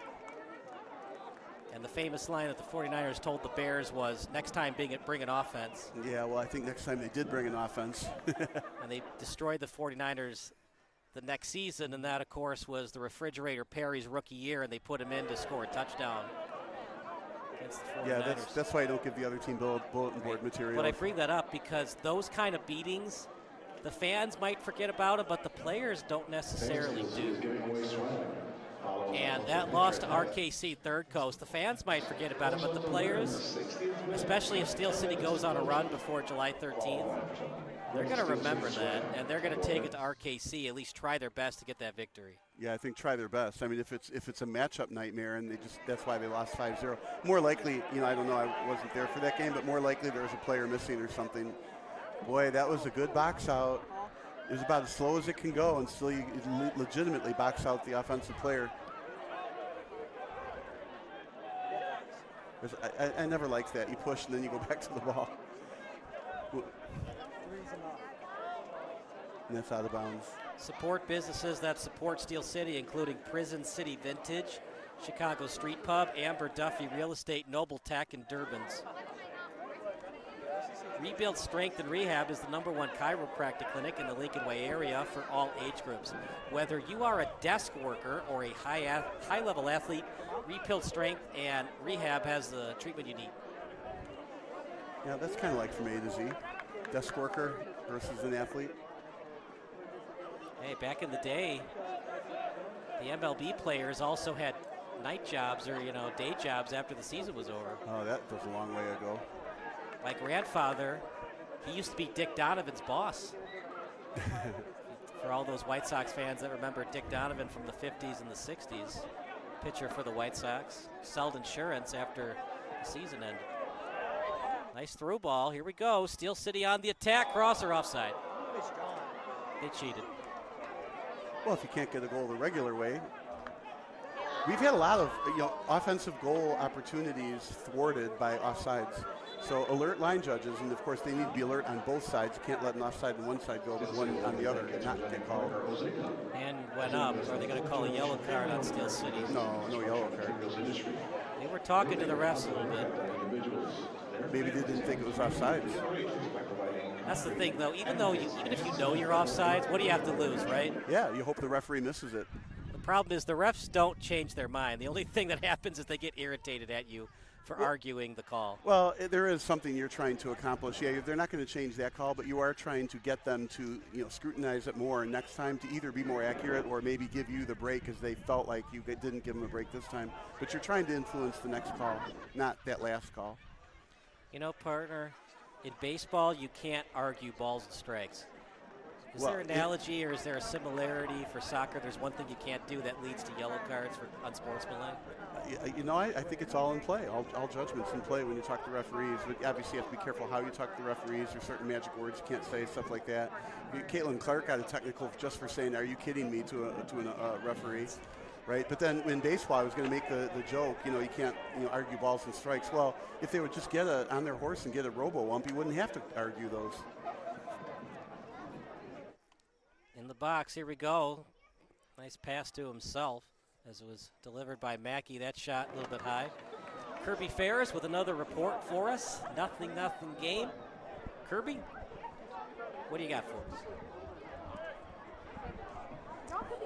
There's been some early emphasis at a half on capitalizing on chances, which we saw just a second ago with that offsides call. The bench was very frustrated, and coach was yelling down there at the sidelines, asking for the ref to open his eyes a little bit. And that was one of the clearer chances that Steel City has had tonight, following good ball movement. And it seems like Christian Baumgartner has started drifting up a little higher. He was playing deeper midfield in the first half, but he has been definitely more in the attacking third, a part of the offense here. A couple of offsides calls that have impacted this game, Kirby. What has the officiating staff said to the players because an offsides call cost a goal for Berber and a chance? They had a 3-on-2 rushed at Steel City, but offside called against Steel City. So both teams have been called for offside that have impacted their chances of scoring a goal. I wouldn't say there's much to be said about the offsides particularly, mainly just the chippiness that's going on in the game. Both of the teams have been going after each other, so there's been a lot of trying to get the boys to settle down a little bit, and definitely after the offsides, tensions are higher. All right, Kirby, thank you so much. We'll see you later on in the second half. Still a 0-0 soccer game. As Kirby does a nice job for us, one of our many interns tonight. We got 3 videographers, actually 4, if you include Mr. Jay Schwartz, who's done a good job for us for in-game videography. But got a technical director and a live stats technician, so over 5 interns tonight. Well, I like the job she does. We said earlier she played soccer for 10 years, right? And here, they are going to call this one, yeah. But there have been some offside calls that maybe were questionable, and obviously she brought that out. And also she was talking about the chippiness. There's your first yellow card. She was talking about the chippiness. And so she was on the air for, 35 seconds, and there were 2 people who took tumbles on chippy tackles. So she was spot on what was going on in the game. Does a real good job. So here we have a free kick about 2 yards right outside the box here. Let's see how they set up. They're going to have to put a wall out there. This is when the referee gets out the can of paint to make sure you got a 10-yard walk-off. Remember, you don't have to shoot through the wall. You can do a pass, an offload pass, and see if you can get a quick goal off the pass. Well, in this spot, too, I remember my son being taught, you go ahead, kick it in somebody's breadbasket. Good chance they'll catch it, and there's your handball penalty kick. That might work for kids. Okay, so we've got like 4 people, up to 4 people. They're going to take an interesting run at the ball to see what they do with this. Eventually, it'll probably be a direct kick towards the net, but we don't know from whom. I like this alignment. You got 3 players around it. Anybody's guess who's going to kick it.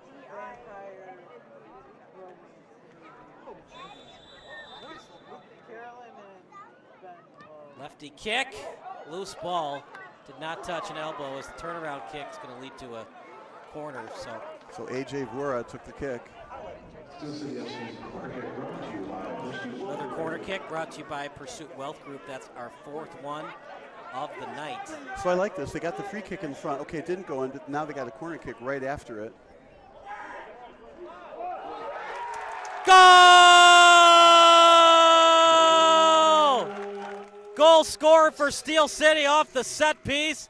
And just like that, Steel City is very much alive for advancing to Division I. Huge swing of a turn of events here at the home of Steel City, right off the centerpiece. Going to watch it on replay in a second. But wow, that was huge. So right off the free kick, well, here's the free kick. It was actually cornered where they scored.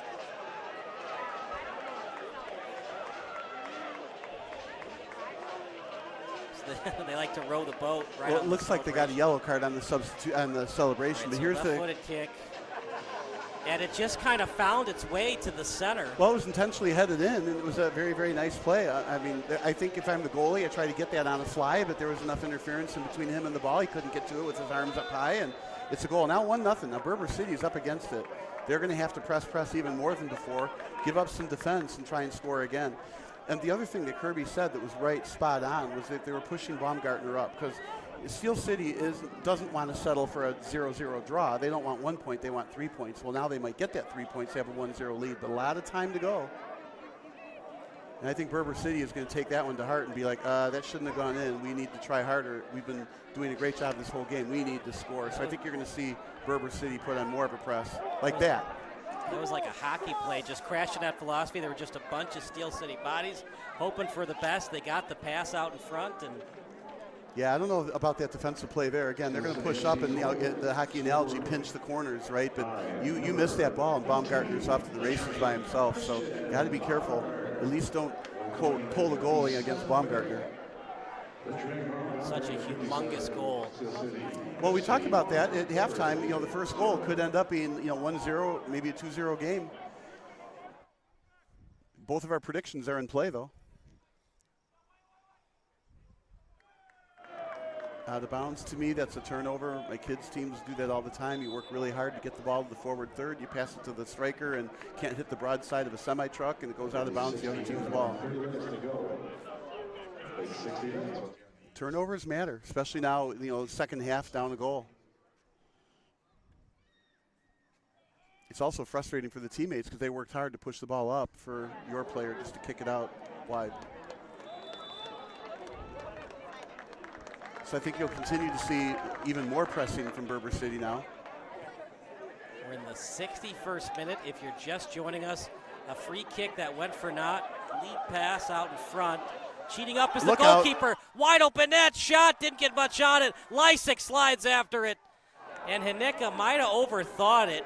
If he had just kicked it as hard as it would have been a goal, but he tapped it, and an easy play to come back on defense for Berber City to avoid which could have been an astronomical turn of events in this game. Yeah, again, that's Berber City pushing and pressing, trying to get that game-tying goal. They understand the urgency in this situation. But on that kick, the ball was to the right of the net, and the player was running towards the right of the net at full speed, had to somehow find a way to kick the ball back to the left with enough pace on it to get the defense to not be able to get there on time.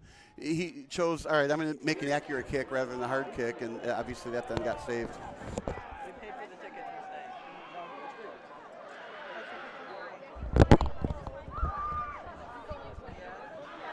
So we played 2 games here at the home of Steel City, and guess who scored that goal? I heard Baumgartner. That's 4 goals.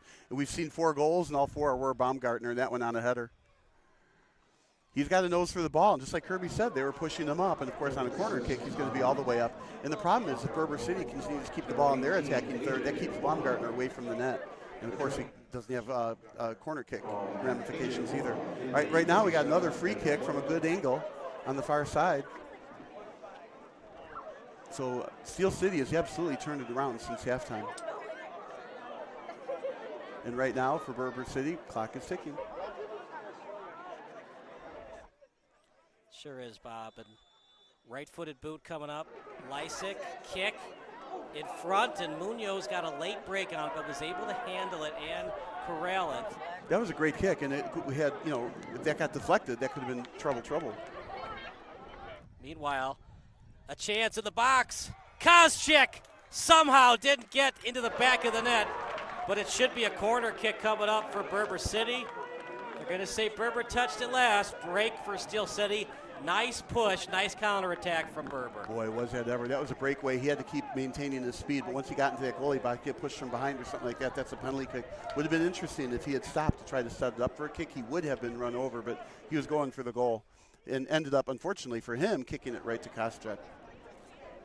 Just a beautiful pass. Better speed. Koscheck. And an excellent save, point-blank range save. Shot off the crossbar. Did it go inside the net? Doesn't matter, we play on. Yeah, no, it came out, but what a kick. Again, 6 inches away from going in. That's 2 golden opportunities for Berber City. They are not done tonight. Every break, the last 10 minutes or so, has gone the way of Steel City. Well, and this is the proverbial game where Berber City is absolutely pressing up on defense. They are trying to get that game-tying goal. That is absolutely for certain. Nope, that won't work. I think that was a crosser. No, it was an attempted shot, and he just got under the ball. That's, again, where you get mad at your teammates on your team. When I worked hard to get you the ball up there for you to kick it that badly wide. Ball possession sometimes is more important than forcing shots on net. That's correct. Although in that particular instance, I thought he should have rolled the ball more into the middle to one of his teammates. But what there wasn't available is for him to drop it back to the penalty kick area. There's just nobody there. Hockey's different because it's such a small rink that you do a blind pass. Sometimes it doesn't go to the intended target, but it rattles off a stick and then goes to your teammate's stick. Ping pong action. You don't get as much ping pong action in soccer, so those blind passes or those blind shots, you try to avoid them more than in the game of hockey. Yeah, I think it's only because it's a bigger soccer ball, but I think there's a lot of shots that rattle around defenses also. All right, so if you're Berber City, now you're down 1-0. You have to take a breath. And you have to continue to press. You have to continue to get ball possession like they're doing right now, and continue to connect on all your passes. They're doing a good job of that. And then move the ball slowly and deliberately upfield. Now, looking at their defense, it looks like they're only putting 2 people back. Yeah, maybe 3. So I liked how they're pushing up.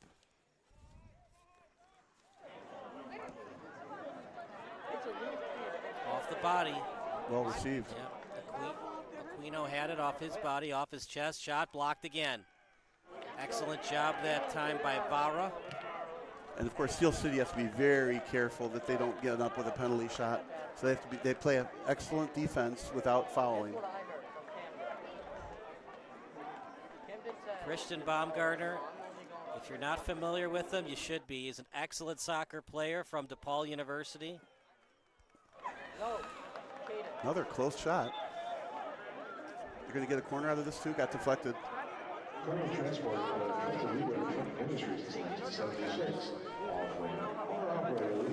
When Steel City travels, it travels with DRC Buick, GMC, and Joliet. DRC is a leader in supporting Joliet, servicing the area for over 30 years with all of their car buying and servicing needs. Midwest Orthopedics at Rush, the highest-ranked orthopedic program in Illinois, is proud to serve the Joliet community. To be the best, see the best. Corner, header, still in play and outside the box. More importantly, they maintain possession here. Another good kick. Koscheck, nice job. Into the corner, it was great, like you said, great save. Johnny Almaguera, he was shotless in the first half, but a nice job there for Johnny, but even better save by Koscheck. Thus far, our SBS man of the match. Shotless, huh? Yep. Now, if he goes to the bar, he won't be shotless. Johnny Shotless. Will that be his new nickname? Has it been pre-approved for the copyright committee? Yeah, we don't know. I mean, hopefully players play these broadcasts back and either laugh at some things or, there's a couple extra nicknames that come out of it.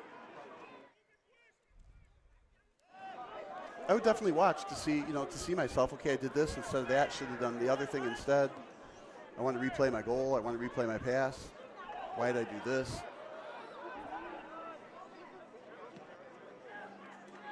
That's why we prefer a wider angle on the video so players can see the plays develop. From routine maintenance to emergency repairs, Omega Plumbing's skilled technicians deliver top-notch plumbing, heating, and cooling solutions to residential and commercial clients alike. Omega is your trusted partner for all your plumbing and HVAC needs.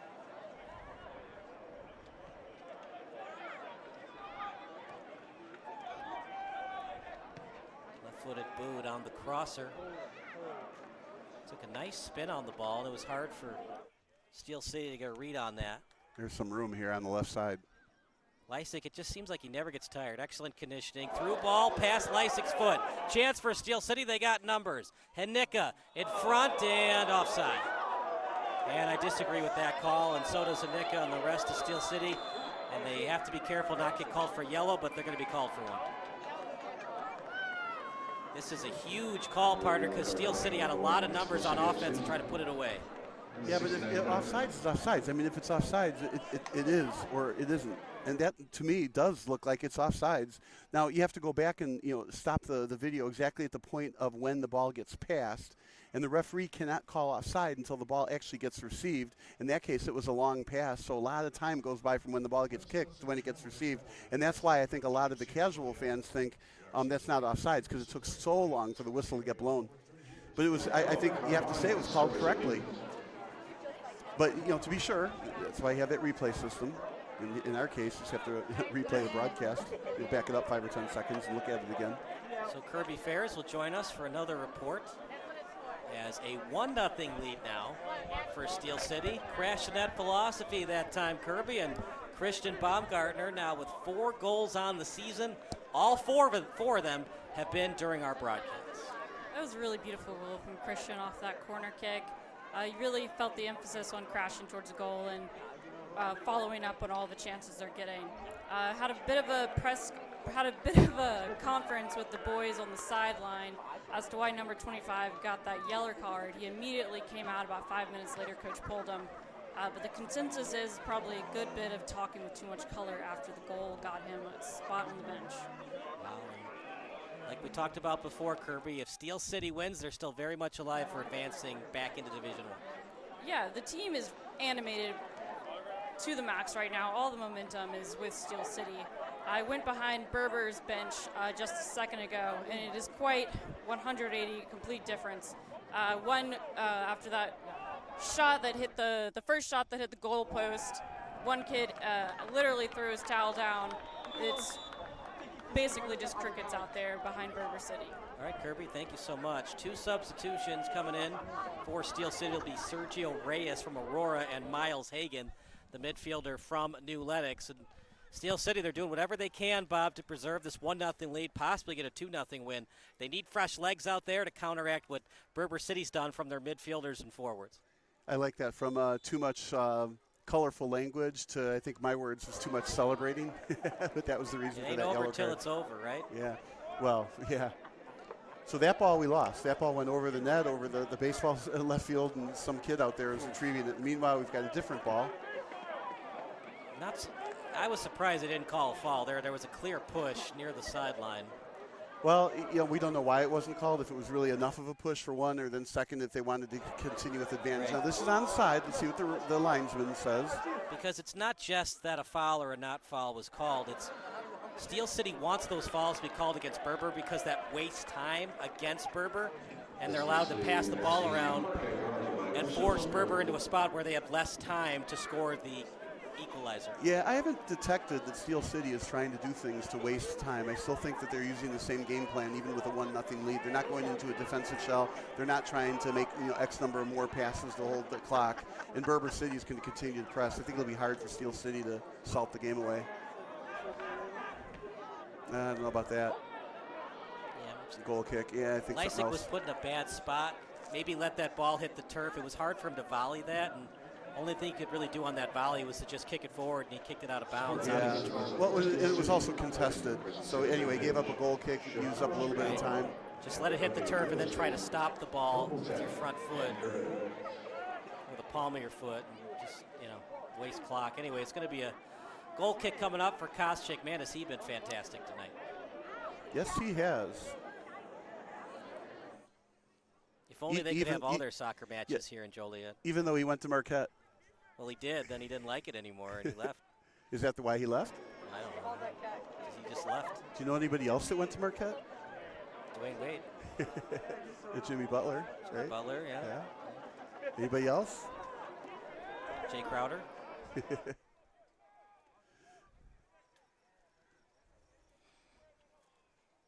you know what Marquette's named after? I could make some guesses, but maybe I'd be wise not to. No. He's a famous missionary. You're never going to get it. Oh, Marquette, of course. That's his name. Oh, really? Did you also know that the grass is green and the sky is blue? Well, you did ask. It's like that episode of Golden Girls where the question is on Jeopardy, who's in Grant's tomb? I failed that question in like 2nd or 3rd grade. That's, I think, when I ran into some kid with a sense of humor, and I learned a lot on that question. I don't know who's in that tomb. Grant, you stupid idiot.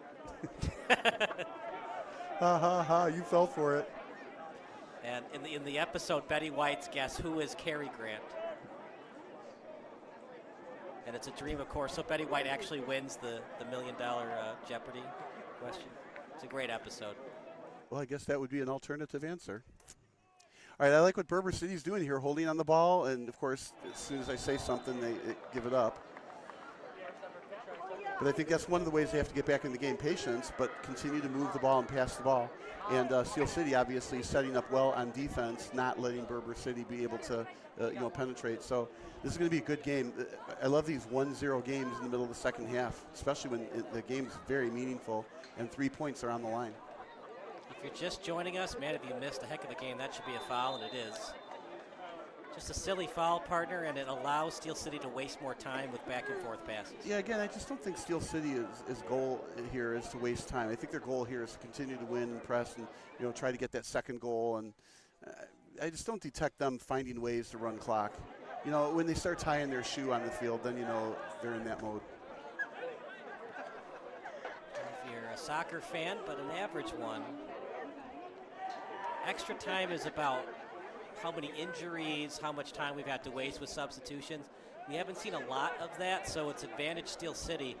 I don't know, partner, we maybe get 3 minutes of extra time in the second half. Yeah, we haven't seen a lot of extra time in any of the games that we're doing. I mean, we saw one half that went away after 45 minutes. Injury on the pitch. And you hate to see it. Well, and you also don't know how bad it is. It's painful for a while when you get kicked in the shin. Is it an ACL? Is it worse? Is this temporary sting? And now, should you come out because you can't run as fast? It puts some pressure on the coach to make a good decision. And meanwhile, tick, tick, tick. So it's really hurting them. Otherwise, he would not be on the ground letting the clock tick on them.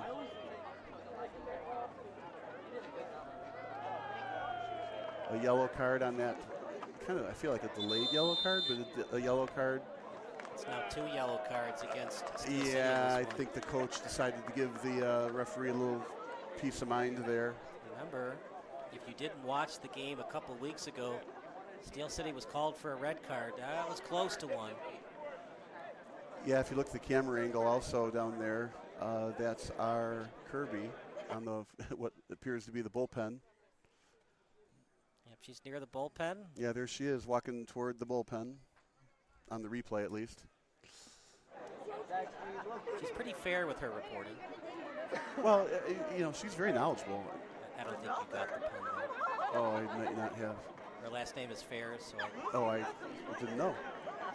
But yeah, she is very, very good on her reports. And again, her 10 years of soccer background, it's interesting to hear. She picks up a lot. So right now, she's picking up this whole entire exchange. It'll be fun to bring her up later and have her tell us what was said.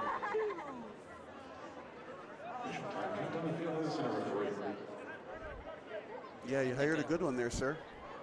He was double teamed on the sideline. Steel City would like to recognize its most generous supporters. Club members are ambassadors to the club and receive season tickets, swag, and other benefits. Some of the members include Kevin Kath Ellen, the Burfin family, the Marcunas family and the Bordeaux family. Forget the gimmicks. At Windows, Doors, and Beyond, we give you our best price the first time, every time. Honest work, fair pricing, no games at Windows, Doors, and Beyond. Near the box. Danger, danger situation for Steel City and Berber City, I mean. And Anthony Munoz kind of panicked there, and he just kicked it out of bounds, and a throw-in coming up. Another report coming up for Kirby Ferris. Still a 1-0 lead here in the 78th minute, and getting even more chippy, Kirby, as we saw a yellow card right on the sideline. Could have easily been a red. Yeah, I wanted to come up here and give you an update on that. Coach also got a yellow card. Post that, kids kept talking, and Coach right now has already been threatened with the second one if he doesn't calm down. It doesn't seem to be calming down anytime soon as Steel City keeps pressing forward. What are your thoughts? Do you think Berber City can tie this one up, or are we going to see a 1-0 or 2-0 win for Steel City? I could see them getting a score back. I think right now, momentum, although seems to be with Steel City, I think Berber's pretty upset, and maybe we'll get an anger goal back here. Lead pass in front, and then kicked away by T.O. Helm. Thanks so much, Kirby. In the 79th minute, still a 1-0 lead for Steel City. As Berber left-footed kick, nice through ball in front, blocked, and a beautiful block. Man, did Steel City need that. It was blocked away by Taras Jakubowski. And a free kick, and just going fast as Berber City. Again, I wouldn't have done that. I think I would have set up, but they chose to go right away. From a faraway distance and a turnover. And gave it away. Not the best time to waste time by tying your shoe if you're a Berber City fan. They still haven't retrieved the ball yet either. It's probably the right time to tie a shoe while Steel City takes their time getting the ball. Substitution is... And they've got players to sub in, so they've got fresh legs to put in. So if you think you're Steel City wearing them out, well, they've got a good crew of subs. Now, you don't know how much talent the subs have compared to the starters, but what they will have is a lot of energy. Somebody got unplugged. Stay on this for now.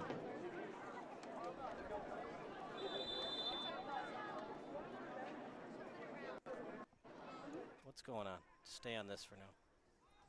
Hold on, something's...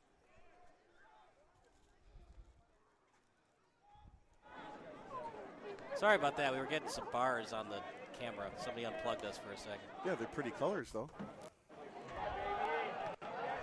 How about that? Ball in the air, able to volley it, and then kick it out to the center line. Rebuild Strength Rehab is the #1 chiropractic clinic in the area for all age groups. Whether you're a desk worker or a high-level athlete, Rebuild Strength Rehab has treatment you need. 80 minutes gone. Those pretty Tell him to go wide. Yeah, those pretty colors are back. Wide.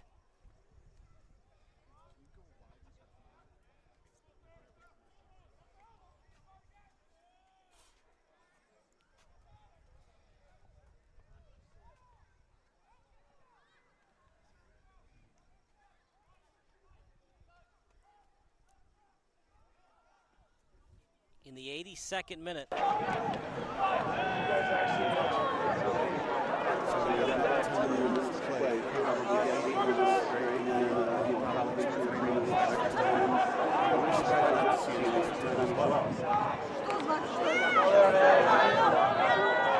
There's the game time goal. Wow. Excellent kick and a goal, and it's all tied up.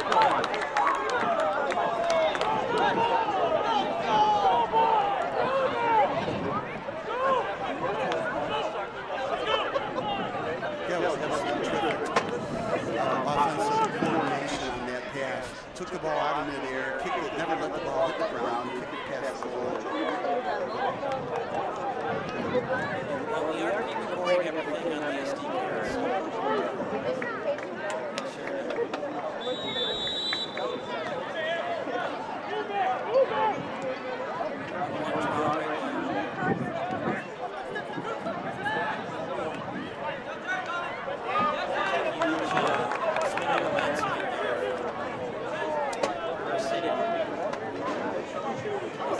Berber City goal coming in the 82nd minute of play. The game is now 10-1.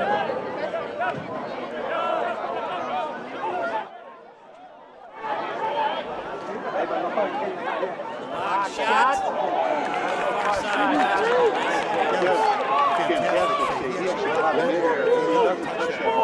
Far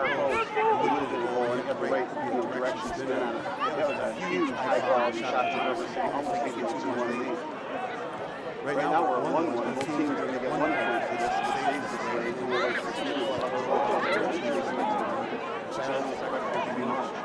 So it's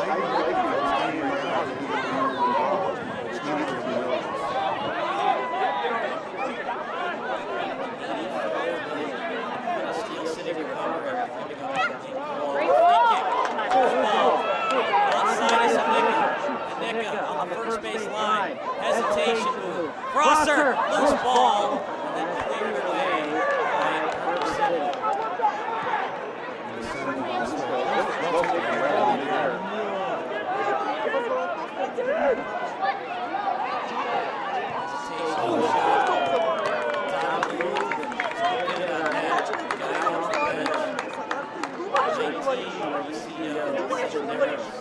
Ничего больше мне не говори. Рот свой закрой вообще, ничего мне не говори.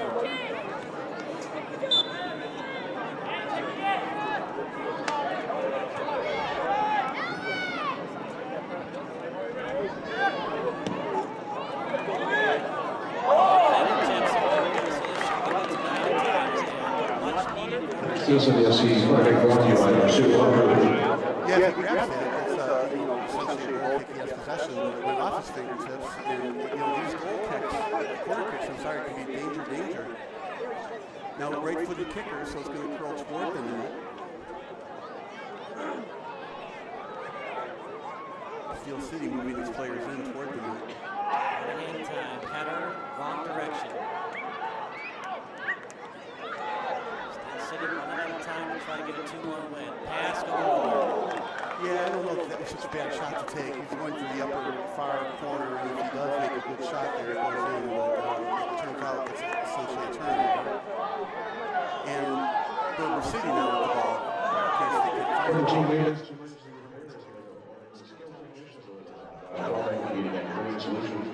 Residential and commercial clients alike. Omega is your trusted partner for all your home and HVAC They're a needs. little unnerved here. They want the ball. They want to do more than just tie it 1-1. Steel City would like to invite everyone to the field at the conclusion of the match for a picture and autograph session with Steel City. Autograph cards will be handed out at the conclusion of the match.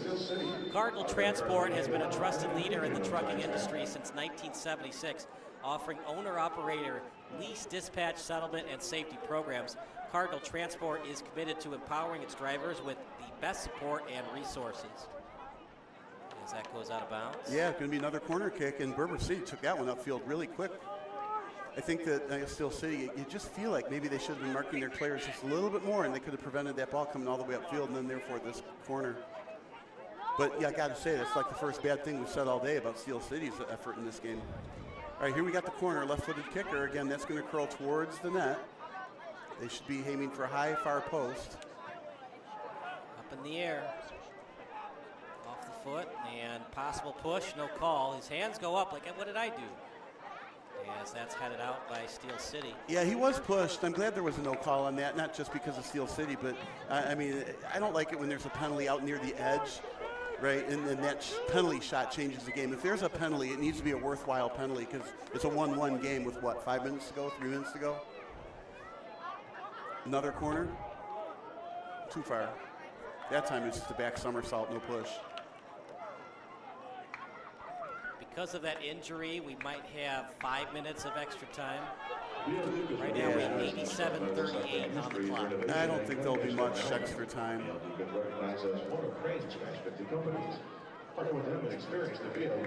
take the tie if you're Steel City, but it looked like you were going to squeeze by with a victory. Yeah, well, both teams want the win.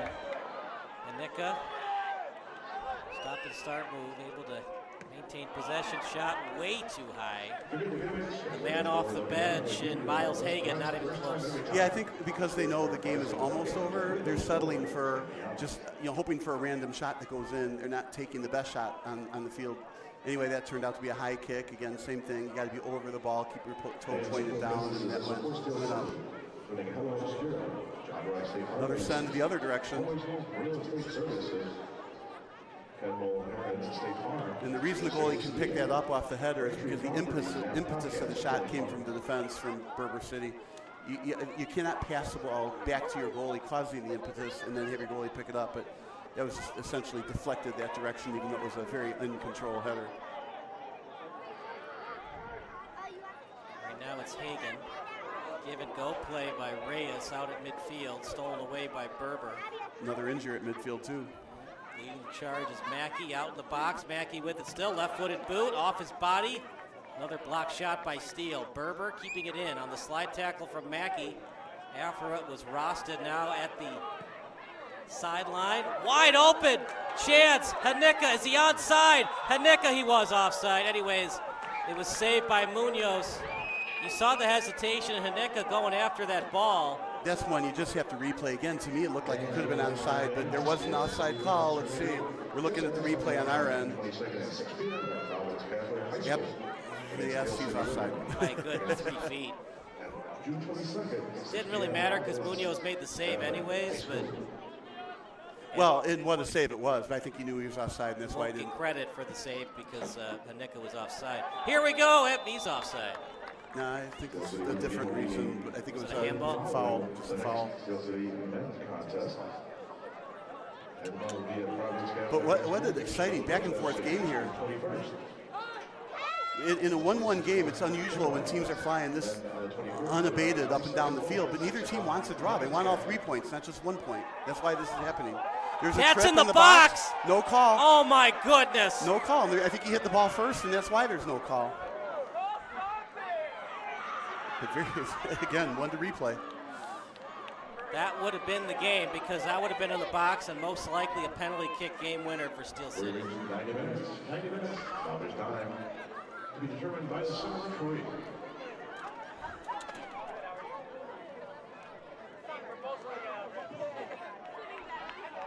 So we're at about the 90-minute mark here. So the question is, how many more minutes did they add? We can't tell from here.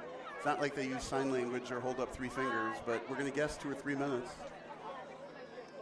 But what a wide open game with 5, maybe 8 minutes to go. Both teams desperately trying to get that extra goal.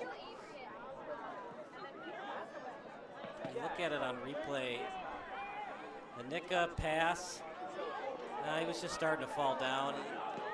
He's going after the ball. He's starting to fall down before any contact is made.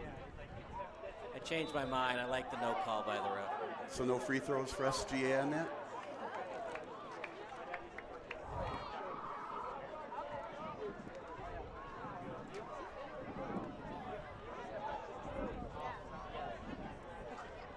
We only stick to relevant topics here.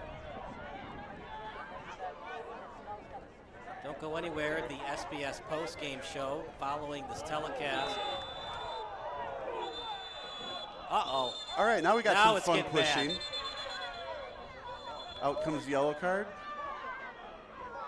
See, what was interesting about that play, Bob, is he was trying to kick the ball through the 5-hole of the opponent. It was a kick from Josh Cruz, and the guy just fell down as he was trying to kick the ball through his nutmeg. Yeah, if I were refereeing, I wouldn't have made any call on that, but I think the referee decided that there was just too much contact. You cannot let that go. But I do think that the player played the ball first, and whatever happens, he did happens. get his leg, but it was after he tried to kick the ball through his legs. Well, in any event, so Steel City is on defense here. on a 1-1 game, this might be the last shot of the game, might be. So, 93rd minute. So once the ball gets sent forward by Steel City, that should in fact end it. But remember, we've had a couple of injuries and yellow cards instituted. So at the 93rd minute, we might get to 95 or 96 minutes, maybe even 100 minutes. Well, we're going to make a sub here, and there's not a whole lot of time for the ball to go at one end, back up the other end. So I think there's going to be one big, long kick for another, scramble in front of the net. Goalkeeper, just stay alert, don't let anything go in, and you're going to walk away with a tie here. But I don't think either team is happy with the tie. I think Berber will handle it better than Steel. It looked like Steel had the victory all pretty much gift wrapped and sent back to their fan base who weren't watching today, and then who were not watching today? Yeah. And then it just happened, a free kick, and Steel City just wasn't quite ready for it. Substitution for Berber. And here we go. We talked about at halftime, Steel City actually outshot Berber, though it didn't seem like it. Up in the air, Koscheck, and that was a real nice catch in amongst a lot of traffic. Yeah, the refs making sure no more back talk to both players. Another yellow card. Kind of reminds me of a hockey game where you're protecting your goalie. And they're going to let Koscheck kick this ball. Now, will they let Steel City play it once it gets retrieved at the midway line? Yeah, I think my opinion is that this kick will go away and it'll stay at midfield, and that's about going to be it. But we'll see.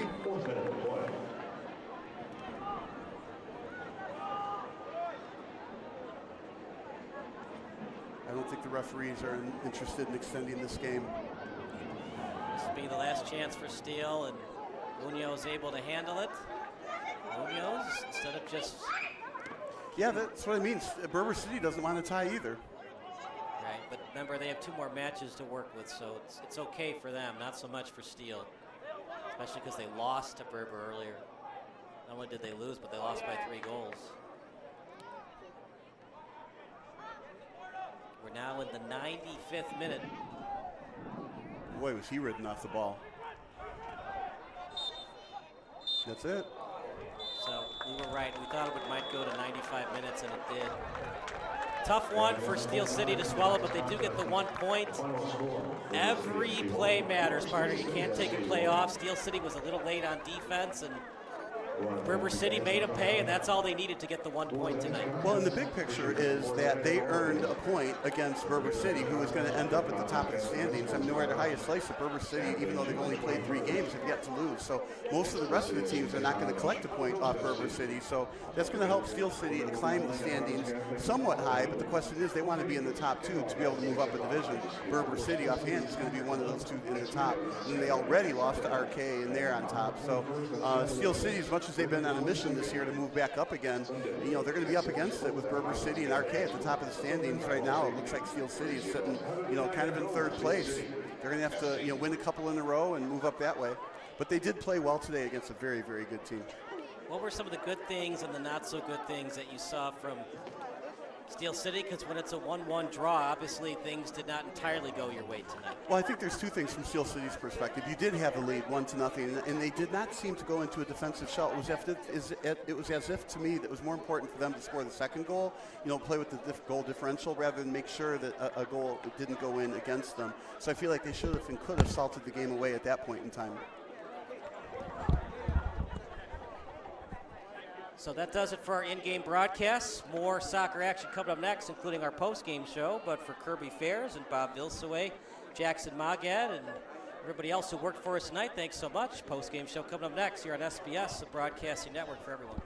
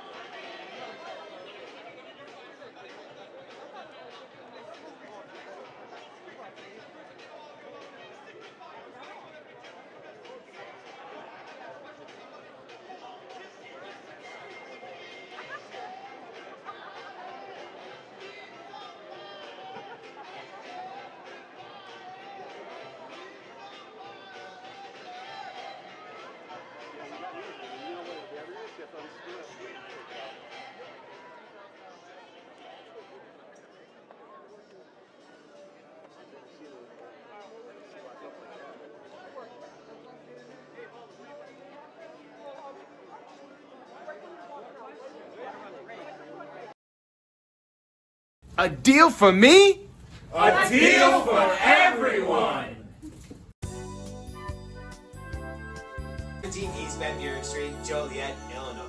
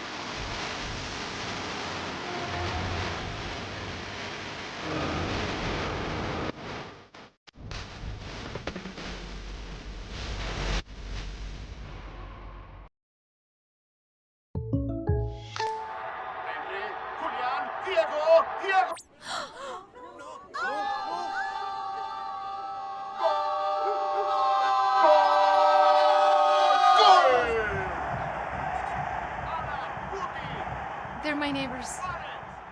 Come on in, guys. Bringing fans together. State Farm, official sponsor of Liga MX. Like a good neighbor, State Farm is there. Illinois' top-ranked orthopedic and spine practice, Midwest Orthopedics at Rush, is now in Joliet. See a world-class specialist close to home. To be your best, see the best.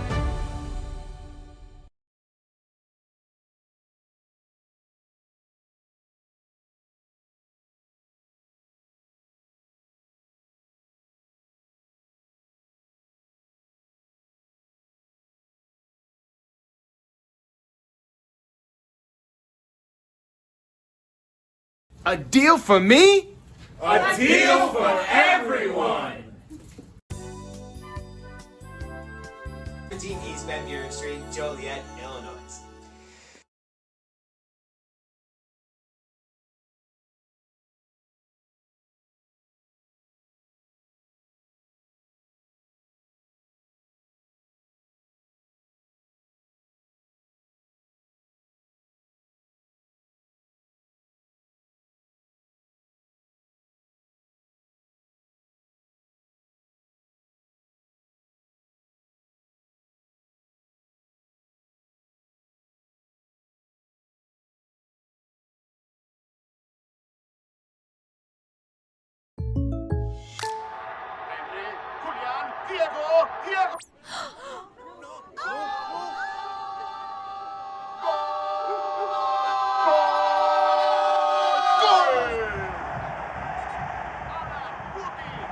They're my neighbors. Come on in, guys. Bringing fans together. State Farm, official sponsor of Liga MX. Like a good neighbor, State Farm is there.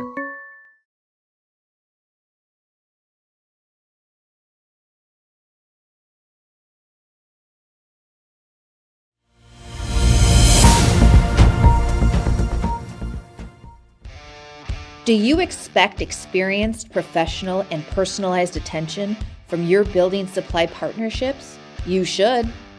Are you getting the specific attention you need to help your business grow? You can. Introducing ICO Roof Pro and Grow through Richards Building Supply. As a professional small business, you need real solutions to achieve your desired growth outcomes. This requires more than sample boards, pricing, and on-time delivery, which sets the bar too low. You need more. To grow and win in this ultra-competitive environment, you need ultra-competitive solutions. With Richards Building Supply, get the personalized attention you deserve and need. Take advantage of incredible first-time user incentives. Gain discounted access to a host of our industry's most reputable marketing tools through a Roof Pro membership. And that's just the beginning. Don't believe us? Let us show you. ICO Roof Pro and Grow through Richards Building Supply.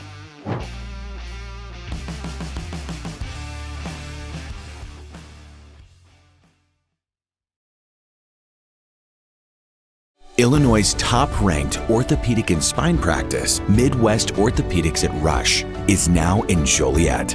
See a world-class specialist close to home. To be your best, see the best.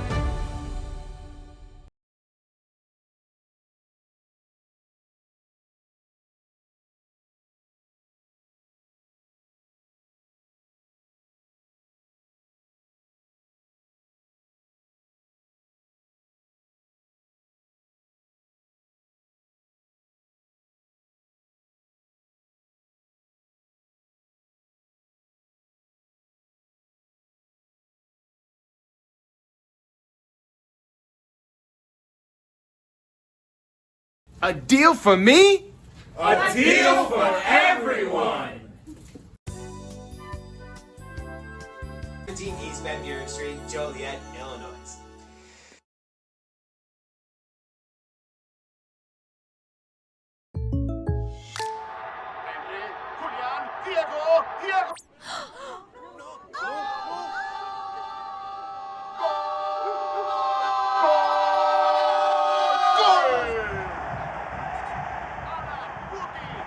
They're my neighbors. Come on in, guys. Bringing fans together. State Farm, official sponsor of Liga MX. Like a good neighbor, State Farm is there.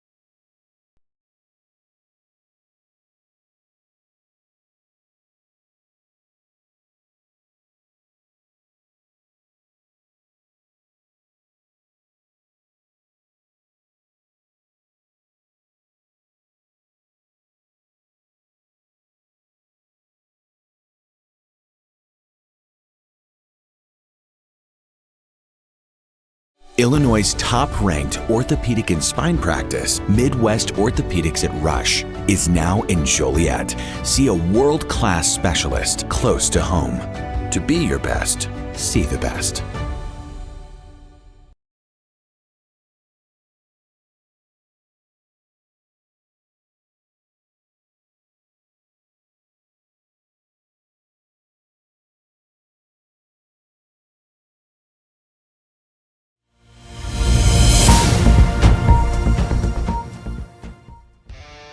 Do you expect experienced, professional, and personalized attention from your building supply partnerships? You should. Are you getting the specific attention you need to help your business grow? You can. Introducing ICO Roof Pro and Grow through Richards Building Supply. As a professional small business, you need real solutions to achieve your desired growth outcomes. This requires more than sample boards, pricing, and on-time delivery, which sets the bar too low. You need more. To grow and win in this ultra-competitive environment, you need ultra-competitive solutions. With Richards Building Supply, get the personalized attention you deserve and need. Take advantage of incredible first-time user incentives. Gain discounted access to a host of our industry's most reputable marketing tools through a Roof Pro membership. And that's just the beginning. Don't believe us? Let us show you. ICO Roof Pro and Grow through Richards Building Supply.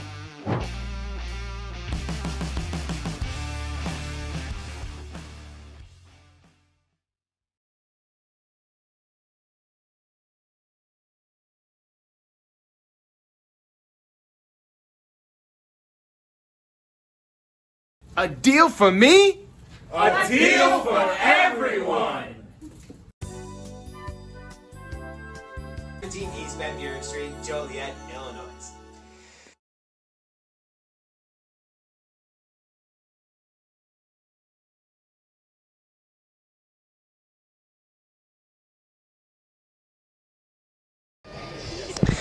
Welcome to the post-game show brought to you by Ozinga. I'm Kyle Smith. Welcome to the post-game show brought to you by Ozinga. I'm Kyle Smith along with the SBS Man of the Match and Jake Lysick. A tough 1-1 draw tonight, but they do get the 1 point tonight against Berber City. You knew what it was going to take to possibly get the victory tonight. You had the lead, but a nice free kick from them to get the equalizer. Yeah, it was a tough battle all night. It was back and forth, especially in the first half. We thought they had chances, we had chances. So maybe a result in terms of a tie is a fair result for us. We lost them 4-1 earlier in the year, so come back and get a point is definitely a positive, but leading 1-0, you hope you can get the 1-0 win and get out of here, but it is what it is, so that's the game. Nice assist by Vora over to Baumgartner. What is it about this pitch that's now 4 goals? All 4 of your goals here in Joliet have been scored by Christian Baumgartner, who actually plays defense at DePaul. Yeah, he's a really good player, and he's a really good teammate as well, too. Super humble, works hard. He'll play in the back line for us, center mid for us, play up front for us. And he's very dangerous on set pieces. So, he scored a set piece last time we were here versus Edgewater and another one tonight. So it was just a dangerous player, and we get him opportunities. We feel like we get set pieces. We hit the post earlier on one. Feel like we can score with different players on the pitch. You led Steel City in shots in terms of 3 shots, 13 total for your team, so good percentage for yourself. But you were outshot in the second half. What went wrong in the second half, and what can you work on for future matches? It's just one of those things. The game was back and forth. We maybe got a little bit fatigued. A couple of guys coming off, a couple of guys playing 90 minutes, just a little fatigued at the end, and maybe the game started to open up a little bit. They got one. Maybe we thought we could have got one too, but unfortunately we didn't. So where did you find Ryan Koscheck? He is excellent between the pipes. Yeah, he's a great kid. He's worked really hard. He's with us last year as well too. Another super humble kid. So you can rely on those kids, and we need someone to rely on net, and we can rely on Ryan for sure. You wanted the 3 points to split the season series with Berber City. Didn't go your way, so they win the head-to-head tiebreaker. But what's it going to take to get as many wins as possible to try to get back into Division I? It's just going to keep being humble, keep working hard. We have a lot of good guys out there that just like to get after and grind and continue to get better as a team, and I think we're doing that. And we're starting to find our groove in terms of a starting 11 that we're having success with, and just keeping it locked down defensively all across the board. And we know we're going to create chances, whether it's on set pieces or the open play. Final thoughts about the match tonight? You wanted the 3, but at least you got the 1. Yeah, like I said, disappointing, but in terms of improvement for the last time I played them, got the draw. But obviously we want the win, and we come into every game thinking we're going to get the win. So hopefully next time we're out here, we can get the 3. That's Jake Lysick, and that does it for our post-game show. So for Kirby Ferris, Bob Vilsaway, Jay Schwartz, and everybody worked for us tonight, we'll see you next time on SBS. Thank you.